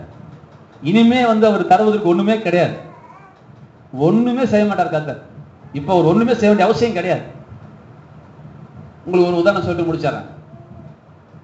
உங்களுக்கு வந்து வெளிநாட்டுல ஒரு வேலை, 2 லட்ச ரூபா சம்பளம், உங்களை வேலைக்கு கூப்பிடுறாங்க. அவங்க என்ன சொல்றாங்க, ஒரு நிபந்தனை, ஒரு 7 நாளைக்கு நீங்க உங்க வைஃப் உங்க குடும்பத்துக்கிட்ட போன்ல பேசக்கூடாதுங்கிறாங்க. வெறும் 7 நாள். போவோமா போக மாட்டோமா? சரி, 2 லட்ச ரூபா சம்பளம், போலாம் வேணாமா? போலாம். இப்ப இந்த 7 நாளுக்குள்ள பையனுக்கு 3ஆம் நாள் ஃபீஸ் கட்டணும், 4ஆம் நாள் கரண்ட் பில் கட்டணும். இப்ப நீங்க போறதுக்கு முன்னாடியே இதெல்லாம் யோசிச்சு வச்சுட்டு போவீங்களா, போக மாட்டீங்களா? உங்க ஆத்தா மண்டையை போடுற மாதிரி இருக்கிறான், எங்க புதைக்கணும், எங்க செலவு பண்ணணும், எங்க குழி வெட்டணும் முதற்கொண்டு சொல்லி வச்சுட்டு போவே போக மாட்டியா? ஏன்னா 7 நாள் போன் பேச விடாண்டான்ல. அட இத்தினுண்டு மூளையை பெற்ற மனுஷனே, நீ 7 நாள் போகும்போது 7 நாளுக்குரிய வழியை வச்சு நீ போகும்போது கர்த்தர் இந்த பூமி விட்டு பரலோகத்துக்கு போயிருக்காரியா? எல்லாம் செஞ்சு வச்சுதான் கர்த்தர் மேல உட்கார்ந்துட்டு இருக்காரு. நல்ல கைகளை தட்டி. எல்லாம் கர்த்தர் செஞ்சு வச்சுட்டு உட்கார்ந்துட்டு இருக்கிறார். நீ கேட்ட பிறகு இறங்கி ஓடியாந்து உன்னை காப்பாற்ற போறது கிடையாதுங்க. அம்மா உன் ஃபீஸ் கேட்ட பிறகு ஃபீஸுக்கு என்ன செய்ய போறேன் தலையை சொரிஞ்சிக்கிட்டு அதுக்கப்புறம் ராமசாமி சுப்புசாமி உள்ளத்துல போய் கர்த்தர் ஏவறதில்ல. ஏற்கனவே கர்த்தர் செய்து வைத்து விட்டார். இப்போ அந்த வசனம் புரியுதான்னு பாருங்க. நிறைய வசனங்களுக்கு நான் சொல்றேன், இந்த ஒரு வசனம் வாசிங்க. யோவான் 11 வாசிங்களேன். யோவான் 11ல ரொம்ப முக்கியமான வசனம் 41 42. சீக்கிரம். நல்லா பிரிச்சு படிக்கிறீங்க, வாசிங்க.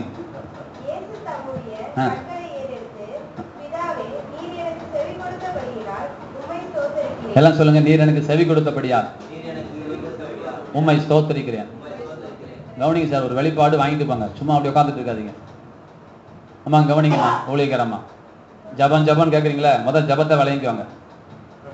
ஜபன் என்னன்னு விளங்கிக்குவாங்க முதலாவது. கேளுங்க, அப்புறம் டவுட் அப்புறம் கேட்கலாம். நான் சாப்பிட்ட பிறகு எங்க முடிச்சிடறேன். இந்த சப்ஜெக்ட் நீங்க கேட்டீங்கன்னா முடிக்க முடியாது. லாசருவை எழுப்புறதுக்கு கர்த்தர் போறார். நல்லா கவனிச்சுக்கோங்க. லாசருவை எழுப்புறதுக்கு தேவன் போறார். நல்லா புரிஞ்சுக்கலாமா? போன உடனே அவர் வாயை திறந்து பண்ற முதல் வார்த்தை என்ன? இப்பதான் நீங்க வாசிங்க. என்ன வாசிங்க சொல்லுங்க. தேவனே வாசிங்க.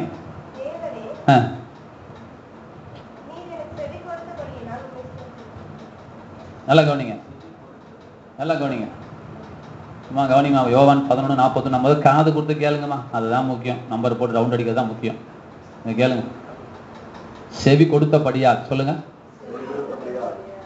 நல்லா கவனிங்க. இவர் தான் ஜெபம் பண்ணாரா? நல்லா கவனிங்க. நான் அதான் கேட்டா நீ கேட்டதை கொடுத்த. இவர் கேட்கவே இல்லை. இவர் கேட்கவே இல்லை. இவர் சொல்லக்கூடிய முதல் வார்த்தை என்னன்னு கவனிங்க சார். நான் என்ன சொல்ல புரிஞ்சுக்கோங்க சார். இவர் ஜெபமே பண்ண ஆரம்பிக்கல. நான் ஏதாவது கேட்டிருந்தேன்னா லாசரு எழுப்புங்கன்னு இவர் கேட்டிருந்தாங்கன்னா நீங்க ஜெபத்துக்கு நீங்க செவி கொடுத்து, இவர் சொல்லவே இல்லை. எடுத்த உடனே என் ஜெபத்துக்கு நீங்க பதில் கொடுத்ததால உமக்கு ஸ்தோத்திரம் ஆண்டவரேன்னு சொன்னார். சார் கொடுக்க போறபடியால் இல்ல, கொடுத்தபடியா, கொடுத்தபடியா. சார் இது கேட்கவே இல்லை, அது கவனிங்க சார். என் பாயிண்ட் அதான் அழகு. இவர் கேட்ட பிறகு அவர் கொடுத்துட்டாரு வாசிக்கல, இவர் கேட்கவே இல்லை. இப்பதான் வாயை திறக்கிறான் மனுஷன். திறக்கும் பொழுதே சொல்றான் கொடுத்ததுக்காக ஸ்தோத்திரம், என் ஜெபத்துக்கு பதில் கொடுத்ததுக்காக ஸ்தோத்திரம். என்னையா ஜெபம் பண்ணவே இல்லையா? ஏன்னா ஆண்டவருக்கு ஏற்கனவே தெரியும். அதுவும் ஏன் தெரியாம பண்றேன், இங்க நிக்கிற களிமண் வச்சிருக்க மடப்பசங்களுக்காக ஜெபம் பண்றேன்னு பின்னாடி சொல்றாரு. நீர் எனக்கு சேவை கொடுக்கிறேன் தெரியும், ஆனால் சுற்றி இருக்கிற இவர்களுக்காக இந்த ஜெபத்தை ஏறெடுக்கிறேன். இவ்வளவுதான் ஜெபம் முடிஞ்சு போச்சு. லாசருவே வெளிவானார். ஹலோ, இதுல அழகு பாருங்க. செவி கொடுத்தபடியால் ஸ்தோத்திரம் ஆமீன் சொல்லுங்க. அப்ப செவி கொடுத்துட்டாரா கொடுக்கலையா? யோசுவா 6:2 வாசிங்க. யோசுவா 6:2.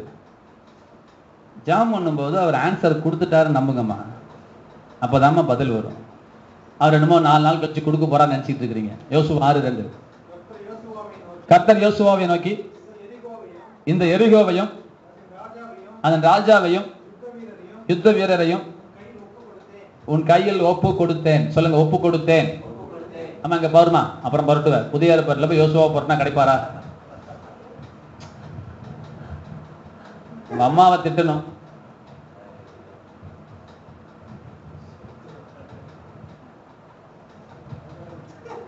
ஒப்பு கொடுத்தேன் சொல்லுங்க. அம்மா கவனிங்க ஐயா, போர் அடிக்குதா? அப்ப அங்கேயே பார்த்துட்டு இருக்கிறீங்க. அவர் பிள்ளையே பார்க்கட்டுங்க, அவர் சிலுவை அவர் சுமக்கட்டுங்க, நீங்களும் சேர்ந்து சுமக்குறீங்க அந்த பிள்ளைய. அவர் இன்னொரு செல்போன் வாங்கிக்குவாரு, அவர் அப்பா.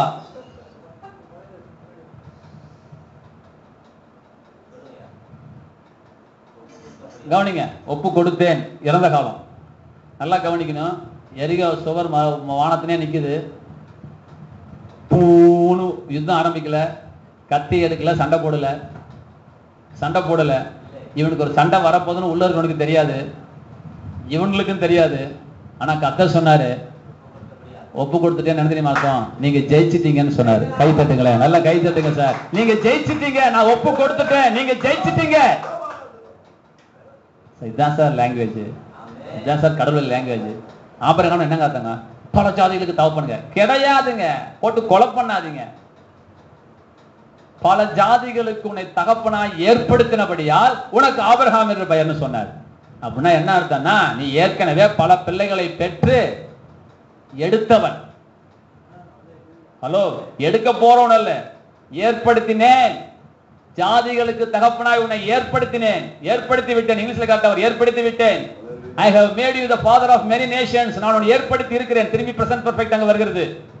உன்னை நான் பல ஜாதிகளுக்கு தகப்பனாய் ஏற்படுத்தி இருக்கிறபடியால் உனக்கு பெயர் ஆபிரகாம். அப்ப ஆபிரகாம்னா என்ன அர்த்தம்னா, பல பிள்ளைகளை பெற்றெடுத்தவன் அர்த்தம். ஆமென் சொல்லுங்க. இவன் பிள்ளையை பெற்றுட்டானா? இல்ல. ஆனா ஆண்டவர் என்ன சொன்னாரு? பிள்ளைய பெற்று எடுத்துட்டேன்னு சொன்னார். என் தள்ளும்புகளால் நீங்கள் குணம் ஆவீர்கள்னு வரணுமா, குணம் ஆனீர்கள்னு வரணுமா? இலக்கணப்படி பார்க்கணும். ஆவீர்கள்னு வரணும். இயேசுநாதரே பிறக்கல சார். 700 வருஷத்துக்கு முன்னாடி தீர்க்கதரிசி சொல்றான், ஏசாயா சொல்றான், அவர் அடிக்கப்பட்டார், நொறுக்கப்பட்டார், அவர் தழும்புகளால் நீங்கள் குணம். என்ன சார்? சார் இயேசுவே பிறக்கல சார். அம்மா புரியுதா? தலையாடிட்டே உட்கார்ந்துட்டு இருங்க. இயேசுவே பிறக்கல. அவர் சொல்றாரு, அவர் தழும்புகளால் நீங்கள் குணமாகி விட்டீர்கள். ஹலோ, இது என்ன கூத்துங்க? புள்ளையே பெக்கல, புள்ளையே பெத்துட்டேங்கிற. யுத்தமே ஆரம்பிக்கல, ஜெயிச்சுட்டேன்னு சொல்றாரு. பாலும் தேனும் ஓடுகிற தேசத்தை உன் சந்ததிக்கு கொடுத்தேன்னு சொல்றாருங்க. எப்ப? ஆபிரகாம் ஆதியாகமம் 15 சொல்றாரு. ஆதியாகமம் 15 கடைசியில சார், இந்த தேசத்தை உன் சந்ததிக்கு கொடுத்தேன். கொடுக்க போறேன்ல, இவன் புள்ளையே பெக்கல. இவரு சொல்றாரு, உன் சந்ததியை 430 வருஷம் கழிச்சு வரப்போகிறா, அந்த சந்ததிக்கு இந்த தேசத்தை நான் கொடுத்தேன். I have given this land to your seed என்று கர்த்தர் சொன்னா, கொடுத்துட்டேன்யா. புள்ளையே இல்லையா, உன் சந்ததிக்கு கொடுத்தேன்னு சொல்றாரு. அதாங்க கர்த்தர். இவ்வளவும் பேசுற அர்த்தம் புரிஞ்சுக்கோங்க. இப்படி 1008 வசனம் இருக்கு. இனிமே உங்களுக்கு செய்ய வேண்டிய அவசியம் ஒண்ணுமே இல்லை, எல்லாம் முடிந்ததுன்னு கர்த்தர் உட்கார்ந்து இருக்கிறார் அப்படின்னு சொல்றாரு. உதாரணம் இந்த கடைசியில் நான் சொல்லிட்டு முடிச்சிருக்கேன். ஒரு கால்குலேட்டர், நம்ம கால்குலேட்டர் நம்ம பார்த்துருக்கிறோம் இல்லைங்களா? இப்போ இந்த கால்குலேட்டர்ல வந்து ஒரு நம்பர் தட்டினா அதுக்கு ஆன்சர் வருமா வராது? சொல்லுங்க. 458 பெருக்கல் 1098 வருமா வராதா? வரும். எது தட்டினாலும் வரும் இல்லைங்களா? எது தட்டினாலும் வரும். இப்போ ஒரு கால்குலேட்டர் இருக்குது அப்படின்னா இதுல எந்த நம்பர் தட்டினாலும் வரும். ஆன்சர் வருதா? கொஞ்சம் வெயிட் பண்ணுன்னு சொல்லுதா? 30 ரூபாய்க்கு கால்குலேட்டர் கடையில் விற்கிது தெரியுமா? 25 ரூபாய்க்கு விற்கிது. 25 ரூபாய்க்கு கொடுக்கல கால்குலேட்டர்ல. நீ 999 பெருக்கல் 2,39,19 போட்டாலும் ஆன்சர் வருதா வரலையா? இந்த கால்குலேட்டர் தரும்போதே அந்த ஆன்சரை ஏற்கனவே வச்சு ஒரு கால்குலேட்டர் அனுப்பிச்சது உண்மையானா உன்னை உருவாக்கத்துக்கு முன்பதாகவே நீ சாகர வரைக்கும் சந்திக்க போற பிரச்சனைகள் கர்த்தர் பதில் வச்சிருக்கார் சார். கைகளை தட்டி கண்களை மூடுங்க சார். உன் தேவைகளுக்கு பதிலை வைத்திருக்கிறார். உன் பிரச்சனைகளுக்கு பதில் ஏற்கனவே வைக்கப்பட்டிருக்கிறது. அது உனக்குள்ளே இருக்கிறது. கண்களை மூடுங்க. எவ்வளவு நேரம் பசங்க கேட்டாங்க முக்கியம் இல்ல சார். சாயங்காலம் விட்டு வீணாக்குறீங்க. காலையில விட்டாவது மெதுவா பேசலாம். வெந்து வேவாத திங்கிறத போல போறீங்க. ஐயா பிரபார் ஐயா வாங்க ஐயா. கண்களை மூடுங்க. ஏன்னா அவர் ஒரு பசங்க பண்ணுவார் வழக்கமா. ஒரு ஆராதனை வேற இருக்குது. கவனிங்க. கண்களை மூடுங்க தயவுசெய்து. நான் என்ன சொல்ல வந்தேன்னு கேளுங்க. ஆதலால் நீங்கள் ஜெபம் பண்ணும் போது எவைகளை எல்லாம் கேட்டுக்கொள்வீர்களோ அவைகளை எல்லாம் பெற்றுக்கொண்டு விட்டோம் என்று விசுவாசிங்கள். அப்பொழுது அவைகள் எல்லாம் உங்களுக்கு உண்டாகும் என்று நான் உங்களுக்கு சொல்லுகிறேன். எப்படிங்க நான் வாங்கிட்டேன்னு விசுவாசிக்க முடியும்? என்கிட்ட இல்லையாங்க. அதுதாங்க விஷயம். இனிமே அவர் உனக்கு செய்ய வேண்டிய அவசியம் இல்லைங்க. உன் புள்ள கேணியில விழுந்த பிறகு நீச்சல் தெரிஞ்ச ராமசாமியை கத்தர் கூட்டிட்டு வர போறது இல்லைங்க. ஏற்கனவே கத்தர் கூட்டி கொண்டு வந்ததுனால்தான் உன் புள்ள தப்பிக்க வைக்கப்பட போறா. நீ நினைச்சிட்டு இருக்கிற நல்ல வேலை ஆண்டவர் கொண்டு வந்தார். இல்லப்பா, உனக்கு முன்னாடியே கத்தர் கொண்டு வந்துட்டார். ஆபிரகாமுக்கு அடுத்த நாள் தான் கிளம்புறான். ஆட்டம் முத நாளே ரிசர்வ் பண்ணிட்டார் கத்தர். நீ தேவன் முன்குறித்த இடத்துக்கு நீ போகும்போது உனக்கு தேவையானதை சந்திப்பதற்கு தேவன் ஏற்கனவே சந்தித்து உனக்காய் காத்து நிற்கிறார். கத்தர் குறிப்பிட்ட அந்த மோரிபா மலைக்கு இவனை போக சொல்லும் பொழுது கத்தர் இவனுக்கு தேவையான ஆட்டை அங்க வைத்திருந்தார். உன்னை குறித்த தேவ சத்தத்துக்கு நீ விட்டுக் கொடுக்கிறது இல்ல. அதனால உன் தேவைகள் சந்திக்கப்படுவது கிடையாது. நீ பிறக்கிறதுக்கு முன்னாடியே உனக்கு என்ன தேவை என்று கத்தர் அறிந்திருக்கிறார். எபேசியர் 1 வாசிக்கும் போது உன்னதத்தில் இருக்கிற சகல விதமான ஆசீர்வாதங்களும் தேவன் நம்மை ஆசீர்வதித்திருக்கிறார். 2 பேதுரு 1:3 வாசிக்கிறோம். இந்த ஜீவனுக்கும் தேவ பக்திக்கு வேண்டிய யாவற்றையும் அவருடைய திவ்ய வல்லமையானது ஏற்கனவே நமக்கு தந்து அருளினதும் அன்றி ஏற்கனவே கொடுத்துட்டார். எப்படி எடுத்துக்கிறீங்க? தம்மை அழைத்தவரை அறிகிற அறிவினாலே நம்முடைய ஜீவனுக்கும் தேவ பக்திக்கு வேண்டிய யாவற்றையும் அவர் தந்தருள் இருக்கிறார். சார் கர்த்தர் ஏற்கனவே செஞ்சிட்டார் சார். இனிமேல் உன்னை காப்பாற்றணும்னு அவசியம் இல்லை. கர்த்தர் உலகத்தில் இருக்கிற அனைத்து ஜீவராசிகளையும் காப்பாற்றுகிறார், போஷிக்கிறார், எல்லா வேலையும் செஞ்சுட்டார். இனிமே அவர் செய்யணுங்கிற வேலை ஒண்ணு கூட கிடையாது. அவர் தலையா இருக்கிறார், நம்ம சரீரமா இருக்கிறோம். அவர் சாப்ட்வேரா இருக்கிறார், நம்ம ஹார்ட்வேரா இருக்கிறோம். அவர் இப்ப செயல்பட முடியாது, அவர் செயல்பட மாட்டார். அங்க செயல்பட்டாருங்க, இங்க செயல்பட்டாருங்க, ஏமாந்துட்டே கடை. ரட்சிப்பை தேவனால் தர முடியாது. ரட்சிப்பை தேவன் வைத்து விட்டார், அதையும் தர முடியாது. ஒரு மனுஷன் இப்ப இயேசுவால் ரட்சிக்க முடியாது. அதுக்குதான் எல்லா வேலையும் செஞ்சு வச்சுட்டு போயிட்டார். அதை விசுவாசிச்சு நீ எடுத்துக்க வேண்டியது உன் கடமை. உட்காந்து ரட்சியும் ஆண்டவரே ரட்சியும் ஆண்டவரேன்னு கத்தர வேலை வேலை இல்லை. அவர் திருவள்ளுவரோட ரட்சிப்புக்கு என்ன செய்யணுமோ செஞ்சுட்டார். நீ ஒன்னு ஒரு சுக்கு கூட வேக போறது கிடையாது. எத்தனை பேத்துக்கு புரிஞ்சது பாருங்க. நீங்க ஜெபம் பண்ணும் போது எதை வாயை தந்து கேட்க போறீங்களோ அந்த ஜெபத்துக்கு பதில் ஏற்கனவே தேவன் வச்சுட்டார். இதை விசுவாசிங்க, உங்களுக்கு பதில் கதறிக்கிட்டு வரும். இதுதான் ஜெபம் பண்ண வேண்டிய விதம். ஜெபிப்போம்.